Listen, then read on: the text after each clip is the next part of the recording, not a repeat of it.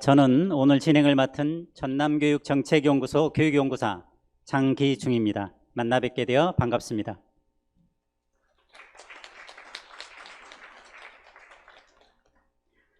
지금부터 2020년 전남교육희망포럼 코로나19 이후 전남 미래교육을 상상하다를 시작하겠습니다. 이번 포럼은 전라남도 교육청이 주최하고 전남교육정책연구소가 주관하고 있습니다. 다음은 우리도 장서궁 교육감님의 인사 말씀을 듣겠습니다. 예, 반갑습니다. 장서궁입니다. 기초발전을 위해서 올 들어서 벌써 두 번째 우리 전라남도 교육청에 와주신 김성천 교수님 고맙습니다. 그리고 온라인 오프라인 참가자 여러분들께도 감사드립니다. 지난번 토론회에 이어서 오늘 포럼에도 참석해 주신 우리 이혁재 도의원님 정말 특별히 감사드립니다. 앞으로 또 후반기에 교육상임위원회에서 또 맹활약하실 거죠? 많이 도와주십시오. 특별히 저 이혁재 의원님께는 좀 박수 좀 부탁드릴까요? 예, 문영미 보성학부네트 그 부대표님, 우리 목려구의 오가희 학생 어디 있어요? 네, 반가워요. 그리고 장성모 교육장님, 박래훈 선생님 고맙습니다. 코로나19가 전 세계적으로 확산되어 이제 정치, 경제, 문화 모든 영역에서 크나큰 변화를 몰고 오고 있습니다. 2020년 지구를 덮친 코로나 바이러스는 전혀 새로운 세계에 대한 사회학적 상상력을 지구촌 인류에게 강제하고 있습니다.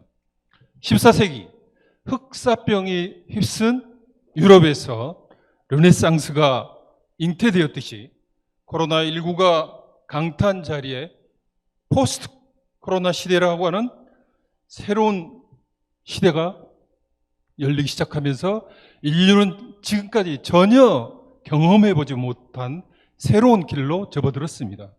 혹자는 진정한 21세기는 2000년부터가 아니라 2020년부터 시작되었다라고들 이야기를 합니다.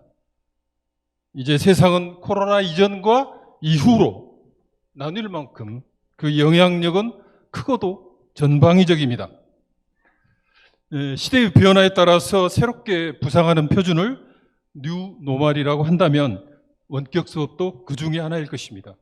갈수록 온라인 수업이 확대되고 교사와 학교 역할은 거대한 변화에 직면해 있습니다.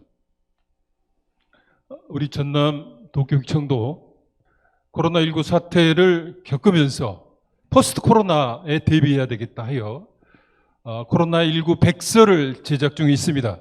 이 백서를 통하여 이후에 있을 감염병 사태에 매뉴얼을 만들어서 잘 대응하고자 합니다. 또한 우리 전라남도 교육청은 전남 에듀테크 정책 TF를 구성하여 5개 핵심 과제를 중심으로 하여 연구하고 논의하고 있습니다.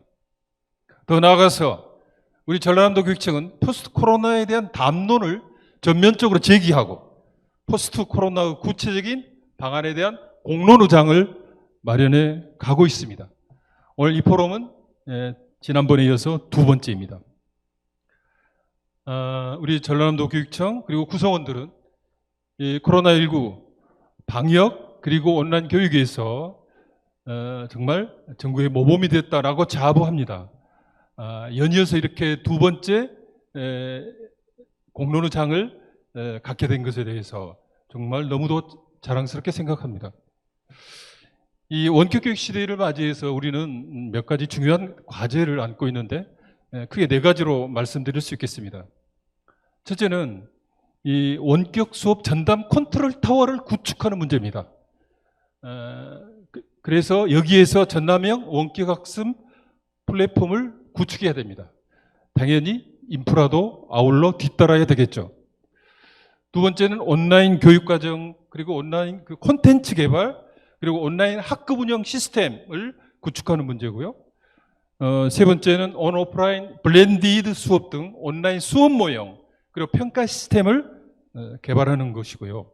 특히 이 중에서 강조할 수 있는 것은 이제 AI를 이용하여 학습자에게 맞는, 즉 학습 내용과 피드백을 즉각적으로 제시하는 맞춤형 인공지능 개인 교습체제 ITS 시스템이라고 하죠.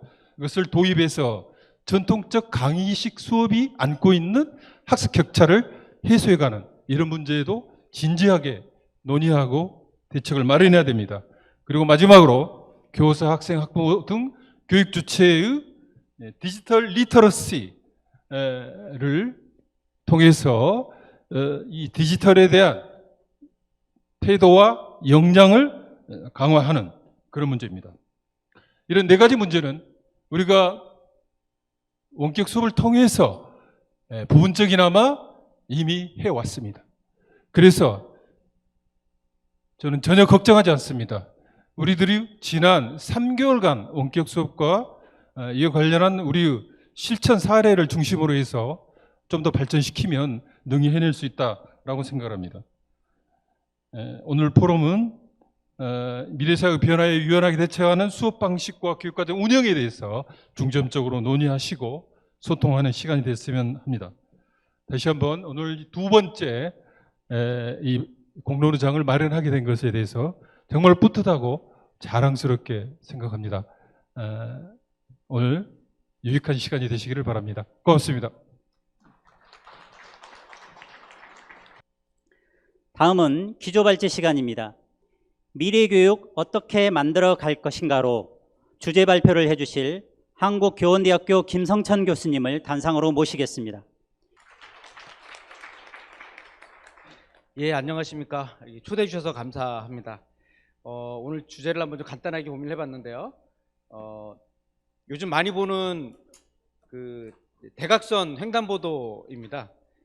많이 늘어나고 있는 추세이죠. 이제 운전자의 관점과 그리고 이제 그 보행자의 관점에 따라서 이것을 어떻게 볼 것인가에 대한 시각 차이가 날 수 있을 것 같습니다.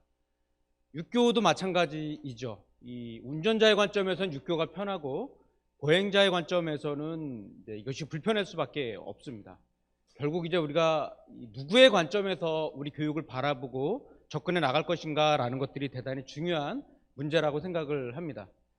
저는 이제 우리의 교육 과정이라고 하는 것들이 과연 학생을 중심에 놓고 설계가 되었는가에 대한 이 고민, 그리고 과연 중앙정부의 관점에서 우리 교육 과정이 설계가 되었는가, 지역과 마을의 관점에서 교육 과정이 설계가 되었는가라고 하는 이런 관점에서 우리가 재해석을 한번 해볼 필요가 있지 않을까 생각을 해봅니다. 특수교육 쪽에서는 이제 UDL이라고 하는 개념이 있죠. 그래서 이제 유니버셜 디자인 포 러닝이라고 해서 그 특수 학생들의 그 어떤 이제 증상에 따라서 증후에 따라서 맞춤형 교육을 어쨌든 시도하고 있는 건데요. 이러한 개념이라고 하는 것들이 우리 공교육의 전반으로까지 나아갈 수는 없을까? 즉 개별 맞춤형 교육이라고 하는 것들이 어쨌든 미래 교육에 있어서는 가장 중요한 문제라고 생각을 해봅니다. 당장의 고교학점제만 하더라도 사실은 먼 미래가 아니라 당장 닥쳐올 다가온 미래라고 볼 수 있으며 또한 오래된 미래이기도 합니다. 왜냐하면 오천석 선생님 책을 보면은 1957년도에 이미 고교학점제라고 하는 고민이 이미 들어와 있었고요. 1차 교육과정 때 선택이라는 키워드가 한 90번 이상 나오고 있거든요. 그러니까 우리나라의 교육과정 자체가 사실은 어떻게 하면 다양성과 선택성이라는 것들을 강조할 거냐라는 것들이 우리 교육에 있어서의 오래된 고민이었습니다. 그러면 당장 우리가 미래교육 늘 이야기를 하지만 이런 고교학점제를 놓고 보면은 사실 책임교육이라든지 학습의 질관리라든지 학교 간의 네트워크, 넘나들며 배우기, 온오프라인을 포함한 그리고 학교 안에서만 배움을 독점하지 않고 넘나들겠다라고 하는 고민이라든지 진로와 연결된 교육과정을 어떻게 설계할 것인가, 학교 자치라든지 교사별 평가와 관련되어 있는 여러 가지 가치들이 숨어져 있습니다. 과연 이런 가치들을 우리는 얼마나 준비하고 있고 구현해 나가고 있는 것인가라고 하는 이런 고민을 해봐야 할 어떤 시점이 아닌가 싶습니다. 안양의 백용고등학교에 김태현 선생님이라는 분이 페북에 글을 하나 올렸습니다. 상당히 이제 화가 나셨던 것 같아요. 소위 요실금 지침이라고 해서 찔끔찔끔 이제 지침들이 계속 막 수정해서 바뀌고 있는 그런 상황이라든지 아마 네이버 공문이라고 해서 이제 또 언론 기사를 보고 이제 학교가 어떻게 움직여야 되는 거를 알게 되는 이러한 상황 속에서 상당히 좀 화가 나서 글을 좀 올린 것 같습니다. 근데 이제 보면 뭐 학교가 바뀌고 교사가 변해야 된다라고 말하지만 나는 이제 교육부가 바뀌고 교육청이 바뀌어야 한다. 교육을 문서로만 하고 교육적 상상과 기획을 하지 못하는 교육부 관료들, 장학사, 연구사, 교감, 교장들은 다 반성해야 한다라고 하는 이런 이제 글들을 썼어요. 물론 이 내용에 대해서 공감할 수도 있고 동의하지 않을 수도 있을 것 같습니다만 왜 이제 이분이 이러한 글들을 올렸을까라고 하는 것들은 그만큼 이제 현장이 힘들었었고 어떻게 대응해야 될 것인가에 대한 많은 고민 속에서 우리 교육의 어떤 민낯도 일정하게는 드러나지 않았는가. 어느 한 학부모님의 글을 올렸습니다. 이분은 대단히 지금 답답하다라고 이야기를 했거든요. 뭐냐면 학교의 운영계획 안에서는 원격 수업 계획을 한다라고는 얘기되어져 있지만 실제로 선생님들께서 콘텐츠를 찍어서 올리는 이런 분들은 딱 한 명밖에 없었다라고 하는 거예요. 그러면서 이제 결국 링크를 걸어갖고 수업을 해왔었는데 이제 갑자기 수행평가가 막 이제 지금 어쨌든 해야 되는 상황에서 그나마 며칠 왔는데 그날은 다 수행평가만 종이라는 날로 이렇게 가 있는 거에 대해서 이분이 좀 화가 나셔갖고 어느 학부모님이 글을 올렸습니다. 바로 이제 이러한 상황들 속에서 우리가 가보지 않은 길이기 때문에 혼란스러운 면들도 있는데 이 안에서 그럼 우리가 어떻게 가야 될 것인가 라는 것들을 고민하게 됩니다.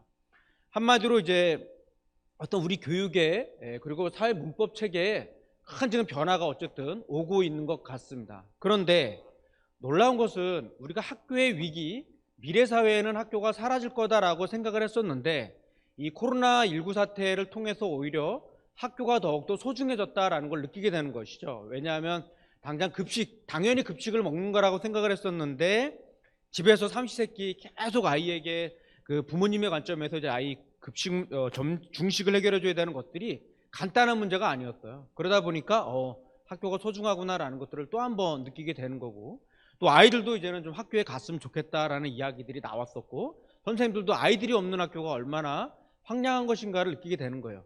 그러니까 수업 자체는 어쨌든 온라인을 통해서 기본적인 것들은 할 수는 있겠지만 우리는 결국 사람과 사람과의 어떤 만남, 온기, 관계 이런 것들이 얼마나 소중한가라는 것들을 깨닫게 되면서 역설적으로 학교가 어떤 기능을 하는 건가 바로 공동체성을 강화하는 이러한 기능과 역할들을 해왔다라는 점에 있어서 이 지점들을 잘 발견해 나간다면 학교의 미래가 꼭 어둡지만은 않겠다라는 생각들을 알게 되었습니다. 또 하나는 이러한 공동체성과 함께 시민성이 얼마나 소중한 것인가라는 것들을 또 알게 된 것 같아요. 이 코로나 사태 속에서 그 뛰어났던 어떤 시민들의 어떤 역량, 대처 능력 이런 것들을 통해서 이러한 불확실성이 커져가는 이 상황에서 시민들을 어떻게 길러낼 것인가, 시민성을 어떻게 함양할 것인가라는 것들이 또 우리에게 중요한 문제가 되어졌던 것 같습니다. 또 하나는 이 에듀테크라고 하는 것들이 사실은 이 오래된 미래라고 볼 수 있죠. 과거의 ICT, 이러닝, 유러닝과 같은 스마트 교육이라는 용어들로 해서 계속 뭔가가 들어왔었지만 그거에 대해서 우리는 일정하게 효과가 과연 있을까라는 생각들도 하게 되고 기술적인 어려움들도 있기 때문에 거부해 왔었습니다. 그래서 소위 이제 매니아 그룹이라고 하는 분들 중심으로 이것들이 이루어져 왔었죠. 그래서 우리 교육의 어찌 보면 변방의 영역이었는데 이 코로나19 사태를 맞이하면서 이것이 이제 전면적으로 다 들어오게 되면서 이 부분에 대한 어떤 우리들의 경험 체계가 형성되기 시작했다라고 볼 수 있을 것 같습니다. 또 하나는 우리의 민낯이었는데요. 이제 이 행정 체계에 대한 고민이었습니다. 이 어쨌든 빠르게 대응해야 되고 변화하는 이러한 위기 상황 속에서 과연 행정의 모습은 어떠했는가? 여전히 우리의 행정은 규제 중심이고 감사 중심이고 지침 중심입니다. 이것이 감사에 걸리냐 안 걸리냐, 지침에 있냐 없냐 이런 걸 중심으로 일을 하다 보니까 이제 교육부나 교육청의 행정체계 자체가 상당히 경직될 수밖에 없었던 거고 이러한 것들이 심화되다 보니까 학교에서는 지침이 무엇인가, 지침이 오는가 안 오는가에 따라서 하게 됩니다. 예를 들면 우리가 이런 상황에서 뭐라도 해야 되는 것 아니야? 이랬을 때 기다려봐, 지침 내려오겠지, 이러한 반응을 보인 데도 있다라는 것이죠. 이런 맥락에서 이제 또 이런 행정혁신도 좀 필요하겠다. 그리고 학교 간의 그 대응의 격차라는 것들이 일정하게 나타났다는 점에 있어서 수업 콘텐츠들을 힘들지만 자체 제작하는 선생님과 학교가 있는 것이고, 기존에 있는 콘텐츠들을 링크만 거는 경우도 있습니다. 그런데 이렇게 링크만 걸었을 때는 궁극적으로 교사가 왜 필요한 건가, 학교가 왜 필요한 건가에 대한 근본적인 질문에 맞닥뜨리게 됩니다. 왜? 공익 요원이 틀어도 되기 때문에 그런 것이죠. 이런 지점에서 학교가 이제 콘텐츠를 얼마나 자체적으로 생산해 나갈 수 있는 능력과 의지와 우리의 어떤 이 기술적인 지원이 되고 있는 것인가에 대한 고민도 있을 것 같습니다. 또 하나는 어쨌든 지금 이 상황에서는 교육부의 역할, 또 질본의 기능과 역할이 커지면서 사실은 이제 위에서의 어떤 판단을 기다리는 이러한 맥락 속에서 자칫 교육 자체와 학교 자체의 공간이 오히려 축소된 것들은 아닌가에 대한 고민들도 있었습니다. 아무튼 공교육의 약점도 일정하게는 수면 위로 올라왔었습니다. 아시다시피 직렬과 직렬 이런 분들 간의 어떤 갈등도 심화되어졌고요. 교육 격차의 문제도 있죠. 집안이 부모님이 다 학습 지원도 해주고 사교육도 가능한 친구들은 지금 이 상황에서 성취순으로 제시된 것들을 따라가는데 아무 문제가 없습니다. 그러나 조선가정이라든지 다문화가정이라든지 경제적으로 어려웠던 소외계층의 아이들은 이 온라인이라고 하는 것 자체가 상당히 어려울 수밖에 없는 환경이라는 것이죠. 또 하나는 학습 질 관리였을 겁니다. 뭐 겉으로는 인터넷을 하고 있는 것 같이 보이지만 아래에서는 아이가 게임할 수도 있는 부분들인 거겠죠. 이러한 이제 어떤 약점이라고 하는 것들이 일정하게는 또 수면이 올라왔기 때문에 이런 문제들도 우리가 어떻게 해소할 것인가. 그래서 교육청과 학교 안에서도 이러한 위기 상황 속에서 대응해 나가고 있는 어떤 실력에 있어서의 격차도 있었다. 다만 이러한 위기 상황 속에서 대응을 잘하는 학교들은 어떤 학교였는가? 그것은 혁신교육의 기본기가 갖춰져 있는 학교들이었습니다. 예컨대 학습 공동체가 잘 형성되어져 있고 수업 나눔이라는 것들이 이루어져 있고 학교 민주주의가 형성되어져 있고 교장교감쌤의 리더십, 또 앞서서 혁신을 주도하고 있는 앞바퀴 교사들이 있는, 그리고 학부모님들이 잘 지원해주는 이러한 학교들일수록 이 위기 상황 속에서 위기를 잘 극복하는 어떤 모습들이 있었습니다. 또 하나는 지금 우리가 이렇게 하고 있는 것처럼 앞으로 이제 의사소통 구조 자체가 상당한 변화가 올 것으로 예상이 됩니다. 보도자료라든지 공문이라든지 전달형 연수체제에서 벗어난 이 직거래 방식의 의사소통 구조가 앞으로 상당히 더욱더 열려지는 것들은 아닌가에 대한 고민입니다. 그리고 이 코로나 사태가 일정하게 종식이 된다고 하더라도 예컨대 과감한 규제 혁신들은 좀 필요하다. 당장 학교에 상용 메일이라든지 카톡이라든지 밴드라든지 와이파이조차도 그동안 쓸 수 없었던 이러한 규제들이 있습니다. 경기도교육연구원의 김혁동 박사의 논문에 의하면 각종 많은 학교에 1000건 이상의 무수히 많은 지침과 규제들이 있는데 현장의 관점에서 이것들을 돌아봤더니 50% 이상의 규제와 지침들은 사라져도 학교 돌아가는데 아무런 문제가 없더라라고 하는 분석 결과도 나와 있습니다. 이런 것들 우리가 앞으로 좀 봐야 될 것 같고요. 향후에 공공의 학습 플랫폼이라든지 돈이 없는 학생들도 얼마든지 정보에 접촉할 수 있는 도구 지원과 같은 것들을 할 필요가 있을 것 같습니다. 특히 온라인에 맞는 평가 체제를 앞으로 어떻게 구축해 나갈 것인가, 이런 것들을 위해서는 절대평가라고 하는 것까지도 고민할 수밖에 없지 않을까 싶습니다.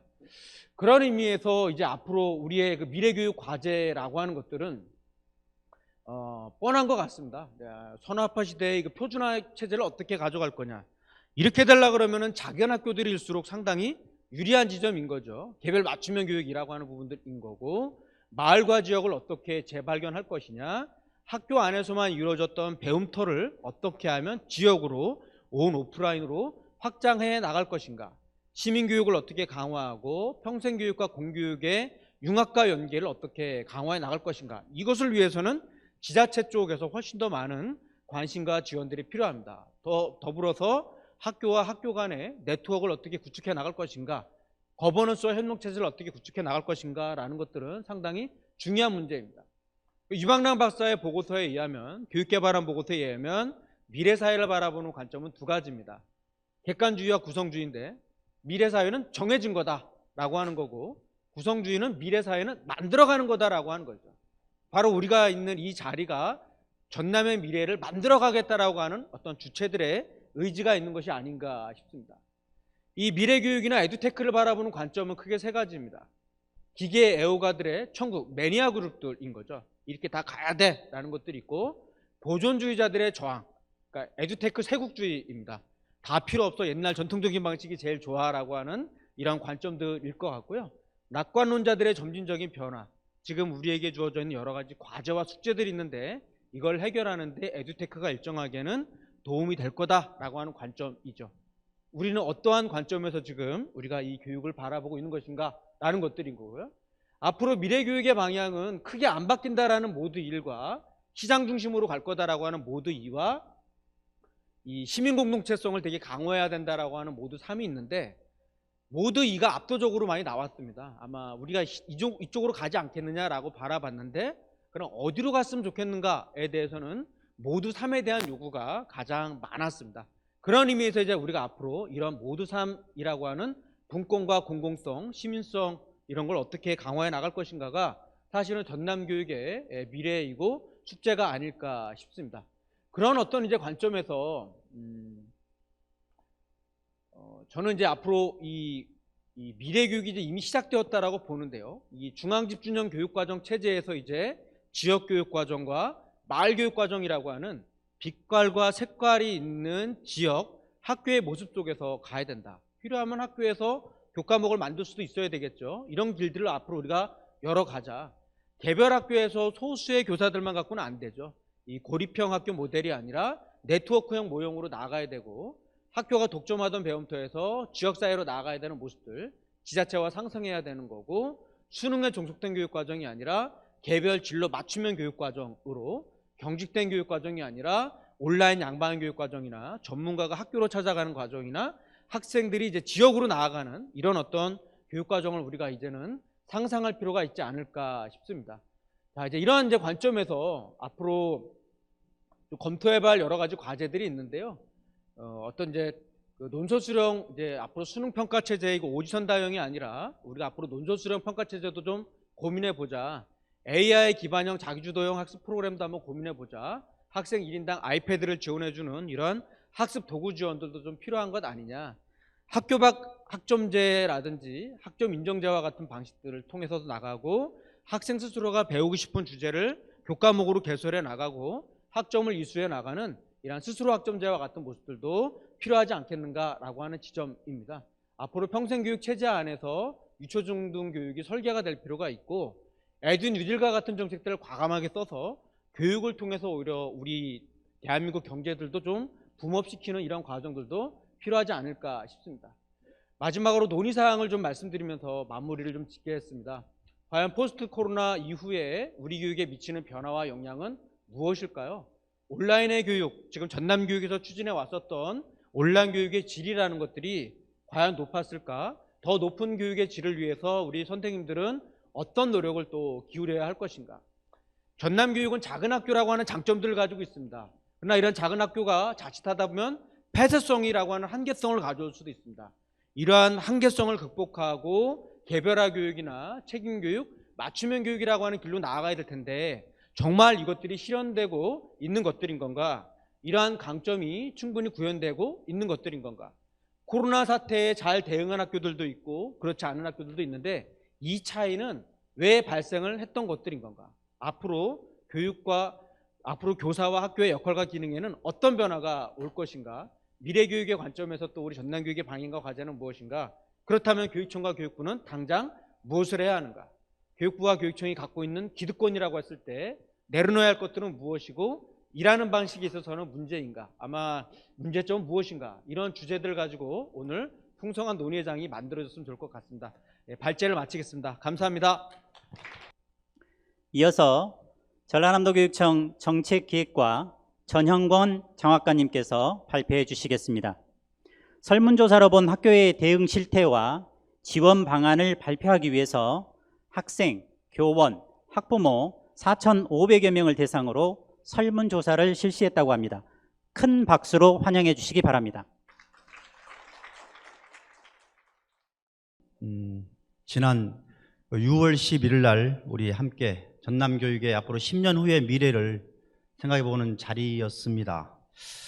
오늘은 지난 114일간의 혹은 현재까지 진행 중인 코로나 상황에서 우리 학교 현장이 어떤 문제를 겪어왔고 또 이를 어떻게 극복할 것인가를 중심으로 현장의 의견을 중심으로 한 나름대로 분석들을 한번 함께 해보기로 하겠습니다.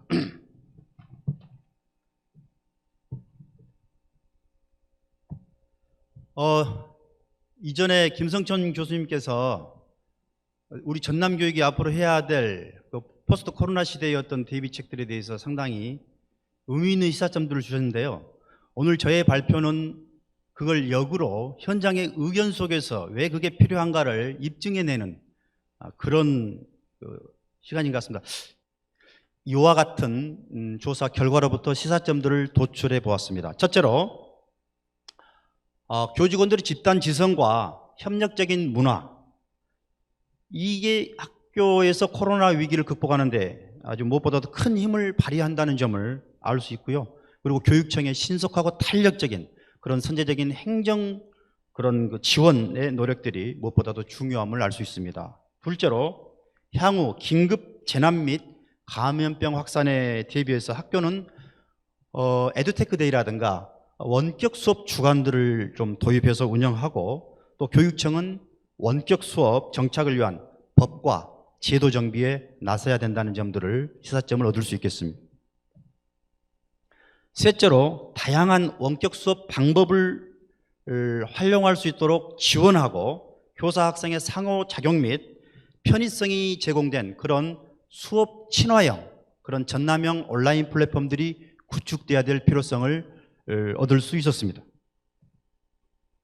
아울러서 학생들의 수업 몰입도를 높이고 학생의 평가 기능 등이 강화된 그런 원격 수업 콘텐츠의 질들을 높여야 하며 학습 결손과 교육 격차에 대한 또 대책도 별도로 필요한 것으로 보입니다. 원격 수업을 위한 교육청의 정책 대안으로는 탄력적이고 유연한 그런 학교 교육 과정의 편성 운영 지침을 제공해주고 또한 다양한 온라인 콘텐츠와 플랫폼들을 개발하고 또 교육청 혹은 교육지원청 단위로 원격 수업 전담팀을 구성해서 운영할 필요성들이 제기됩니다. 제언으로 마무리하겠습니다. 이번 원격 수업이 장기화되면서 일부 언론이나 또 사교육계를 중심으로 이렇다면 도대체 학교가 왜 필요한가라는 학교 무용론들을 일부에서 이렇게 제기하는 경우도 있었습니다. 이는 학교가 학원처럼 단순한 교과 지식을 전달하는 중심의 교육이 아니라 교육이 갖춰야 될 본질적인 영역들을 확보해야 됨이 중요함을 시사합니다. 교사들은 자신들만의 수업 개선에 대한 노력들을 해야 되고요. 인터넷의 스타 강사들과는 차별화된 그런 자기만의 수업 전략들을 가져야 할 겁니다. 이를 위해서 평상시에 동료 교사들과 수업을 함께 성찰하고 나누는 그런 문화들을 일상화해가는 노력들이 매우 필요할 것으로도 보이고요. 또한 학교는 원격 수업에서 할 수 없는 관계 중심의 그런 생활 교육들을 더욱 강화하고 학생 상호 간 그리고 교사와 학생 간의 그런 협력적 배움들이 일어나는 그런 문화들을 조성함으로써 정말 학교만이 갖고 있는 고유한 교육의 영역과 경계들을 확장시켜 나가는 것이 중요함을 깨달았습니다. 우리 모두는 코로나 위기에서 피어나는 그 전남교육의 협업적인 문화들을 함께 다 목격했습니다. 위기 상황에서 더욱 빛을 발휘하는 선생님들이 있는 한 포스트 코로나 시대에 우리 전남교육의 미래는 밝다고 할 게 있습니다. 이상의 제언을 마치면서 설문조사에 나타난 시사점들은 이후 토론 과정에서 보다 더 심도 있게 논의하도록 하겠습니다. 경청해 주셔서 감사합니다.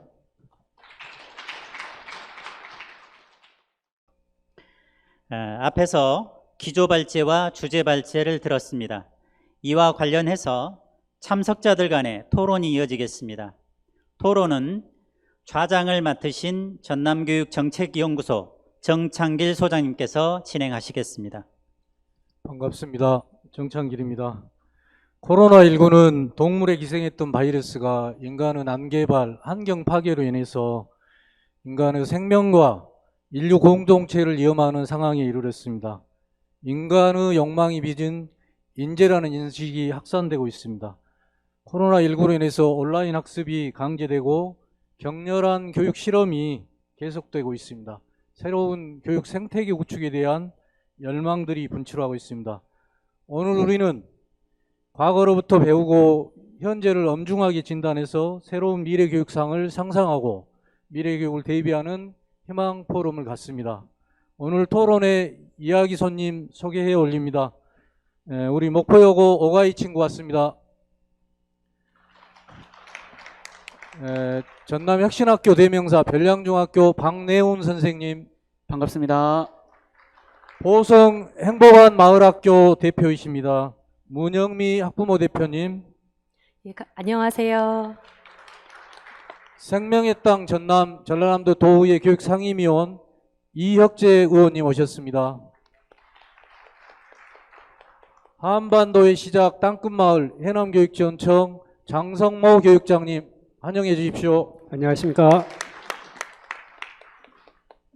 일부 두 분 선생님 내 해안과 전남 미래교육의 상들을 저희들이 같이 고민을 했습니다.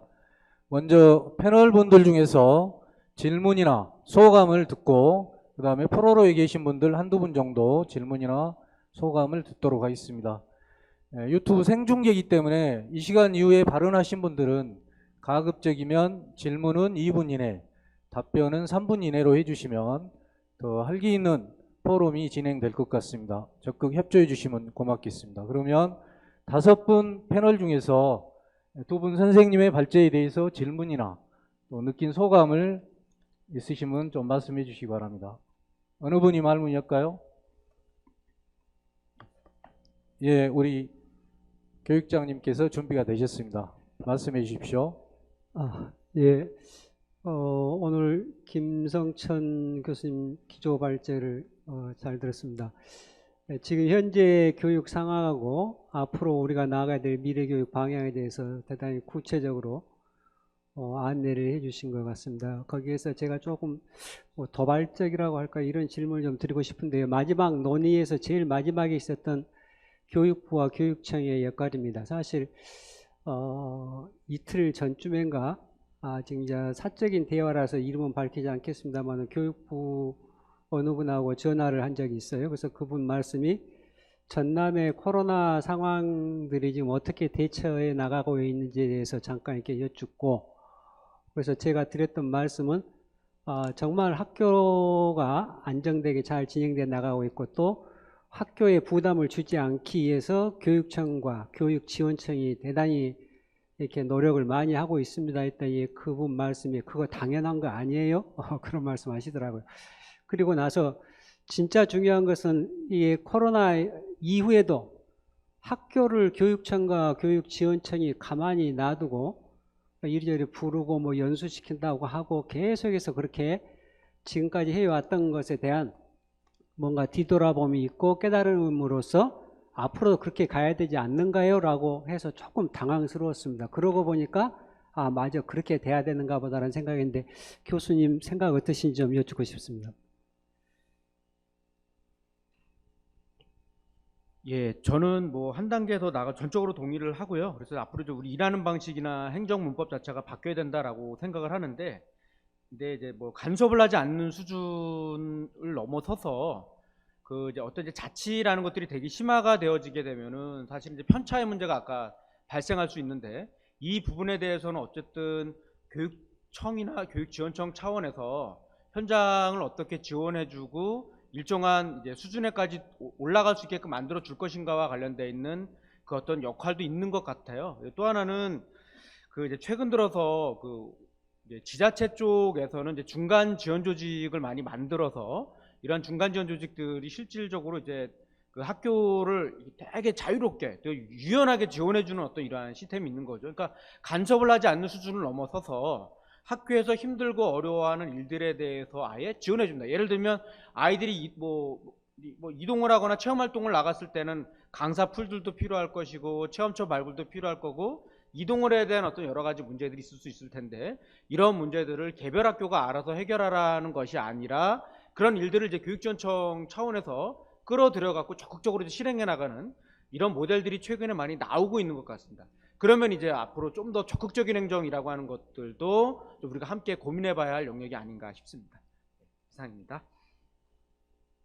예, 또 혹시 패널 분들 중에서 질문이나 의견, 예, 박내우 선생님. 예, 오늘 사실 토론을 참여하면서 좀 걱정했던 부분이 자칫 미래교육 그리고 코로나19 상황에서 원격교육, 온라인 수업이 강조되면서 무슨 기술적인 측면에 집중되면 어쩌나라는 고민이 있었는데 그래도 이렇게 쭉 이야기를 아까 기조발제를 들으면서 결국 교육의 본질적인 측면, 그 공동체성 이런 부분들이 강조되어야 된다라는 점에서 매우 동의를 하고요.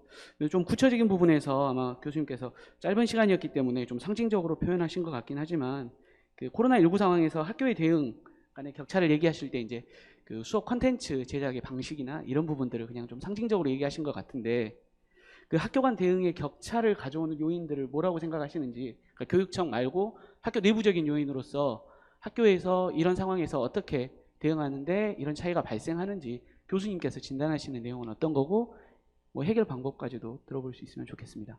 일단은 이제 이제 문화의 차이가 좀 세대 간에도 있었다고 봅니다. 그러니까 이제 물론 이제 연령을 다 일반화할 수는 없습니다만 전통적으로 이제 교육 과정이나 수업에 관련되어 있는 주도권을 소위 이제 고경력 교사들이 그동안 많이 져왔었고 젊은 교사들 같은 경우에는 상대적으로 이제 그런 주도권을 못 가져왔었는데 에듀테크 국면에서는 사실 3040 이런 분들이 오히려 좀 더 이렇게 더 유연하게 적응을 해 나갈 수 있는 부분들이 있고 고경력 선생님도 물론 차이가 있겠습니다만 조금 교수들 같은 경우에도 보면 이제 고경력이신 분들은 좀 오히려 적응이 어려워하는 면들도 있는 것들이 아마 이런 면도 있을 것 같아요. 그런데 그랬을 때 이제 어떤 학교에서는 젊은 선생님들이 뭔가 우리가 해보겠다라고 했을 때 그래 그럼 우리가 교육과정 쪽으로 강점을 가지고 있는 고경력 교사와 이 에듀테크 쪽이 강하고 있는 저경력 교사들이 같이 협업이 돼서 갈 수도 있는데 그렇게 이제 나가는 경우에는 저는 좀 이게 힘있게 에너지가 낮다라고 보는 거고요. 근데 이제 어떤 학교들은 너 나대지 마라.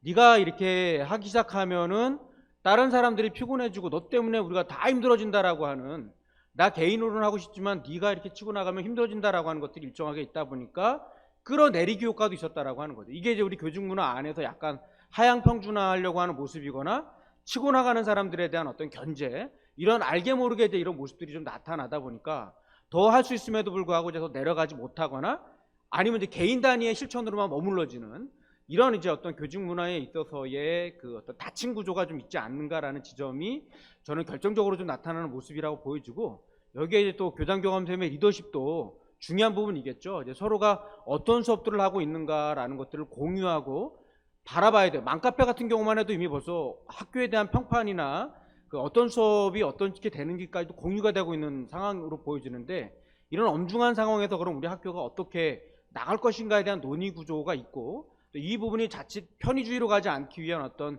리더십이 작동이 됐어야 되는데 그조차도 좀 작동이 안 됐을 때는 그런 편차들이 좀 일정하게 나지 않았는가. 전 교직 문화 쪽에 좀 어떤 그런 부분들의 원인이 있지 않았는가라고도 생각을 해봅니다. 예, 고맙습니다. 우리 오재영 선생님, 팻말 잠깐. 지금부터 이제 현장에 계신 분들 질문이나 의견 받도록 하겠습니다. 코로나 시대는 깔끔하고 속도감 있게 진행하는 것이 맞는 것 같아요. 오재영 선생님 잠깐 일어나서 팻말. 예, 질문하신 분은 가급적이면 2분 이내에 먼저 자신의 소속을 좀 밝혀주시고 질문을 해주시기 바랍니다. 질문이 길어진다든지 의견이 길어지면 방금과 같이 팻말로 이렇게 시그널을 보내겠습니다. 그러면 30초 내에 깔끔하게 정리해 주시면 진행에 많은 도움이 되겠습니다. 자, 현장에 계신 분들 중에서 두 분 발제에 관련해서 다른 의견이나 질문 있으신 분 손들어 주시기 바랍니다.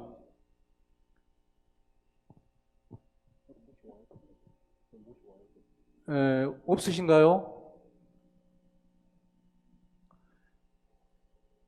그러면 한 분 드셨네요. 우리 카메라에 잡힐 수 있도록 위치를 좀 안내해 주시기 바랍니다.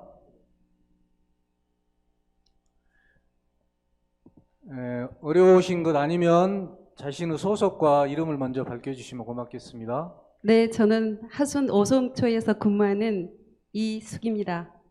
이런 자리에 이렇게 함께 할 수 있어서 정말 영광입니다. 그리고 제가 이 자리에 서서 더욱더 영광입니다. 제가 김성천 교수님께 질문 드리려고 합니다. 원고가 26페이지더라고요. 근데 제가 꼼꼼히 읽어보았는데 가장 당기는 부분이 있었습니다. 그래서 그 부분을 제가 질문으로 만들어 봤는데요. 미래 교육의 패러다임 중에서 교육과정의 주도권 부분에 대하여 저는 질문을 하겠습니다. 교육과정 주도권 부분은 이 코로나19하고 관련되어서 진지하게 검토되어야 되는 부분이라고 생각하기 때문입니다. 교수님께서는 앞으로의 교육과정은 중앙정부에서는 교육과정에 관한 비전과 방향을 제시하고 교육청과 단위학교에서 세부 내용을 만들어가는 구조로 전환해야 하며 단위학교에서 필요한 교과목을 개설하는 권한을 부여해야 한다고 하셨습니다. 이 주장은 지금까지 교육 현장에서 굉장히 많은 그 필요성을 인식하고 있을 뿐더러 지속적인 논의 가치를 지니고 있다고 봅니다. 그러나 현실적으로는 반영되지 않고 있습니다. 이번 팬데믹과 관련해서 주장이 현실화될 수 있는 방안에 대하여 답해 주시면 감사하겠습니다. 예, 좋은 질문 감사드립니다. 어려운 질문인데요. 저는 하나는 이제 지금까지 교육과정에 관한 권한을 교육부가 지금까지 쥐고 있었잖아요. 근데 이제 지금 발의된 법안을 보게 되면은 교육과정에 대한 권한을 국가교육위원회 쪽에서 이제 가져가는 거로 지금 현재 발의가 되어져 있습니다. 그러니까 이제 국가교육위원회로 가져간다는 얘기는 지금까지 교과 전문가들에 의해서 교육과정을 맡겼는데 이 부분이 아마 아까 말씀드렸던 거버넌스에 의해서 각계각층의 어떤 다양한 분들, 예컨대 뭐 학생들도 들어올 수 있겠죠. 학부모님들도 의견들을 좀 줘서 예컨대 발달 단계에 맞지 않는 교육과정이 있을 수 있잖아요. 이런 부분들에 대해서 또 앞으로 필요한 교과목이나 이런 것들에 대해서도 일정하게 디자인할 수 있을 거다. 그러면 이제 일일이 국가교육위원회가 다 컨트롤하기보다는 좀 큰 방향과 비전을 제시해주고 좀 더 세부적인 거는 좀 교육청이랑 단위학교 쪽으로 넘겨가는 이러한 교육과정에 관한 어떤 질서라 그럴까요? 이런 걸 좀 새롭게 만들어가야 되지 않을까 이 생각은 있고요. 두 번째로 이제 혁신학교 같은 경우는 사실 자율학교인데 실수 증감이 20% 정도만 되는 수준에 머물러 있습니다. 이 부분에 대해서는 좀 더 열어갈 필요도 있고 아니면 단순히 증감하는 수준을 넘어서서 만약에 실수를 감했다라고 하면 감한 만큼의 필요한 영역들을 단위학교에서 만들어 나갈 수 있는 아마 이런 어떤 과감한 권한들까지도 부여할 필요가 있다. 그런 조건 속에서 개별 학교에서 교과서를 다 일일이 만들고 이런 게 쉽지 않을 수 있으니까 그런 경우에는 이제 교육감 권한 사항이 인정교과서에 있으니까 뭐 시민교육이라든지 지역 관련되어 있는 교과서나 이런 것들은 교육청 차원에서 좀 인정교과서 개념으로 많이 만들어내면 그런 걸 좀 더 초중고에서 좀 써먹을 수 있는 구조로 가야 된다라고 보여지고요. 마지막으로 이제 지금도 사실 고등학교는 교과목 개설권이 지금도 있습니다. 근데 이미 수능이 다 있고 그런 상태에서 뭐 필수 교과목 다 있는데 굳이 뭐 교과목을 만들 필요가 없었던 거죠. 근데 이제 앞으로는 좀 이 학교에서 필요로 하는 교과목을 보다 많이 만들어내고 촉진해 나가는 구조로 좀 나아가는데 이것이 단순히 이제 고등학교에만의 영역이 아니라 초등학교나 중학교에서도 뭐 필요에 따라서 실수라든지 이런 것 자체를 똑같이 전국 표준으로 가져갈 것이 아니라 예컨대 돌봄이 좀 더 필요한 학교가 있다 그러면 이제 거기에 맞는 교육 과정을 학교에서 좀 더 보강하고 거기에 뭐 교사들을 좀 더 추가해서 배치한다는 식으로 해서 좀 더 학교마다 좀 이런 어떤 범주들을 좀 주는 이런 구조를 좀 보장할 필요가 있지 않을까 생각을 해봅니다. 그래서 결국 학교 자치가 교육 과정의 자치로까지도 나아가는 이 부분을 우리가 좀 전적으로 좀 요구하고 고민할 필요가 있다고 봅니다. 예, 답변 감사합니다. 그러면 지금부터 본격적으로 2부 토론을 진행하겠습니다. 넓은 교정에서 공허하게 하염없이 아이들을 기다리는 선생님들의 마음, 친구들과 뛰놀았던 동심들의 그 여린 마음들, 학부모는 언능 내 자녀들이 학교에 가서 가정에서 보육이나 교육의 힘든 부분들을 절감하게 체험했던 것 같습니다. 114일간의 교육 현장의 절절한 목소리를 영상으로 담았습니다. 다 같이 한번 화면을 같이 감상하겠습니다.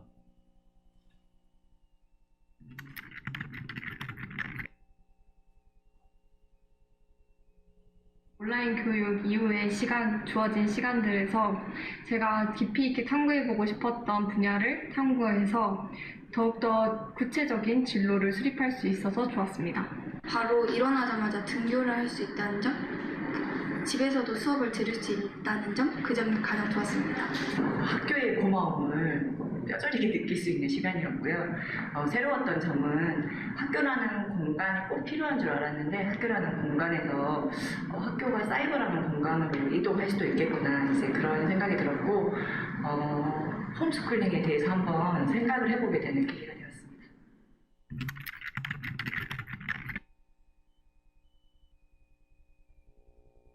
최전선에서 교육 실천해야 되는 교사들의 목소리가 먼저 경청이 되고 정책에 반영됐으면 어땠을까라는 아쉬움이 아주 많이 남았습니다. 온라인 수업을 하면서 이해하기 힘들었던 문제들을 바로 질문할 수 없었던 게 아쉽습니다. 마스크를 착용하고 하루 종일 생활을 해야 하는데 아이들도 많이 답답해하고 선생님들께서도 수업하실 때 계속 말을 하면서 이제 좀 호흡하기 힘든 점들 그리고 좀 숨이 찬다거나 그런 점들이 있고 매일 그 미화원이 저희 그 계단 손잡이 등 그런 것들을 전부 소독을 했습니다. 이제 그런 과정에서 이제 조금 업무가 굉장히 가중이 좀 돼서 그분들을 독려하고 또 이 상황에서 코로나 상황에서 당연히 해야 될 상황인 것을 또 설득을 하고 하는 과정들이 조금 어려움은 있었습니다. 아이들을 삼시세끼 식사 준비해 주는 게 가장 힘들었습니다. 그리고 아쉬웠던 점은 선생님별 또 학교별로 온라인 수업을 진행하는 방식들이 좀 차이가 있었는데요. 그것들로 인해서 아이들이 학습의 격차도 같이 벌어지지 않을까 이런 좀 염려 때문에 아쉬움이 좀 있었습니다. 예, 예고 없이 찾아들다 보니까 긍정적인 것, 좋았던 것보다 우려스럽고 힘들었던 부분들이 더 많았던 것 같습니다. 그리고 학생들은 새로운 실험에 대해서 굉장히 긍정적인 부분인데 맞이하는 선생님들이나 행정실 어느 쪽에서는 애로점이 많았다는 주된 내용일 것 같습니다. 좀 구체적인 이야기들을 더 들어보도록 하겠습니다. 우리 목포여자고등학교 가희 친구들 이야기까지 곁들여서 114일 동안에 겪었던 이야기를 좀 소개해 줄까요? 우선은 겪었던 일이라고 한다면 온라인 계약이 가장 기억에 남는데요. 온라인 계약으로 처음 전환이 되었을 때는 솔직히 말하자면 굉장히 좋았습니다. 그 이유는 당연히 학교에 가지 않아도 된다는 점이었는데요. 하지만 온라인 계약이 시작되면 시작될수록 선생님들과 학생들 간의 상호작용도 부족하고 활동 수업도 할 수 없다는 점에서 굉장히 큰 아쉬움이 남았습니다. 또한 등교 계약으로 전환이 됐음에도 불구하고 마스크를 수업 시간 내내 착용해야 된다는 점, 그리고 친구들과 놀고 싶은데도 불구하고 사회적 거리두기 때문에 친구들과 이렇게 가까이서 놀 수 없다는 점이 굉장히 큰 아쉬움이 남았습니다. 굉장히 약간은 떨리다고 그랬는데 역시 우리 전라남도 학생들은 굉장히 이대한 것 같아요. 저희들은 멀티형 인간을 추구해야 됩니다. 우리 가희 학생의 글 원고를 지금 자막으로 띄웠거든요. 그동안의 포럼은 발제문을 이렇게 읽거나 발표하는 그런 수준이었는데 발제문은 따로 하고 발제문 이외에 또 체험 부분들을 육성으로 이렇게 같이 이렇게 공유하는 그런 형태로 이렇게 합니다. 지금부터도 계속 그런 형태입니다. 말씀하신 분들은 원고 내용을 요약을 해서 PPT로 보여드리고 또 새로운 경험이나 실천 사례들을 공유하는 장으로 이렇게 진행이 되겠습니다. 이번에는 우리 박내훈 선생님, 제가 알기로는 학교에서 가장 하기 싫어하는 그 교무부장까지 하신다고 그러는데 절절한 사연들이 있을 것 같아요. 좀 소개를 해주시죠. 예, 좌장님께서 원고에 없는 이야기 이런 걸 하라고 해서 갑자기 원고를 보고 얘기하려다가 굉장히 부담스럽습니다. 일단 온라인 수업이 시작되는 상황에서 많은 분들이 뭐 방역에 힘써주신 의료진 수준까지는 아니더라도 교사들에 대해서 특히 뭐 대통령께서도 방역, 학교 방역이 최일선에서 고생하신다라고 이런 말씀들 많이 해주셨습니다. 근데 사실 학교 현장에서 느끼기는 그런 말들이 굉장히 공허하게 들렸습니다. 그러니까 아까 우리 김성천 교수님께서도 잠깐 사례 중에 나왔지만 뭐 네이버 공문이라고 불리는, 제가 생각할 때는 완전히 교사 패싱된 상황. 그러니까 이 원격 수업 상황에서 교사는 철저히 아무것도 결정권을 가지지 못한 채 제외되고 있는 이런 상황 속에서 그냥 위에서 내려오는 지침대로밖에 할 수 없었습니다. 그러니까 가장 큰 게 역시 수업에 관한 것들도 뭐 수업에 관한 구체적인 어떤 것들을 기획하기보다 수업의 형태부터 해서 출결과 관련된 내용, 심지어는 평가도 할 수 없는 상황에서 교사들에게 도대체 무엇을 하라고 하는 것인지, 이런 상황에서 교사들을 믿는다는 말을 가지고 교사들이 그 말에 얼마나 신뢰를 보낼 수 있을지, 저는 그 부분이 가장 마음 아팠던 부분이고요. 또 하나는 원격 수업을 하면서 자꾸 21세기 미래교육을 이야기하는데 여전히 행정은 20세기에 머물러 있는 것이 아닌가. 아까 설문에도 나와 있지만 원격이라고 하는 것이 가지고 있는 장점이 분명히 있었습니다. 그러니까 학습에 있어서 아이들이 시간과 공간을 뛰어넘을 수 있는 이런 부분들이 있었음에도 불구하고 여전히 행정은 대면 수업과 같은 교실이라는 공간에 갇혀있는 형태로 시간표를 반드시 학급별로 편성을 해야 되고 출결을 언제까지 어떻게 확인해야 되고 하는 이런 부분들이 과연 원격 수업에 적합한 행정인가. 그리고 교육청에서 매일같이 체크리스트로 내려오는 이런 형태들이 교육지원청이라고 하지만 사실은 체크리스트는 학교 현장을 검토하고 관리하는 것들인데, 이 상황에서 어려운 점들이 있다면 어려운 점들을 들어주고 어떻게 지원해 줄 것인가 하는 것보다 여전히 교육청이 학교를 바라보는 눈이 학교를 믿지 못하고 있구나라는 그런 것들도 느낄 수 있었습니다. 다만 원격 수업 기간에 희망을 보였던 부분이라고 생각하는 것은 정말 원격 수업 기간 동안에는 온전히 수업에만 몰두할 수 있었다는 점.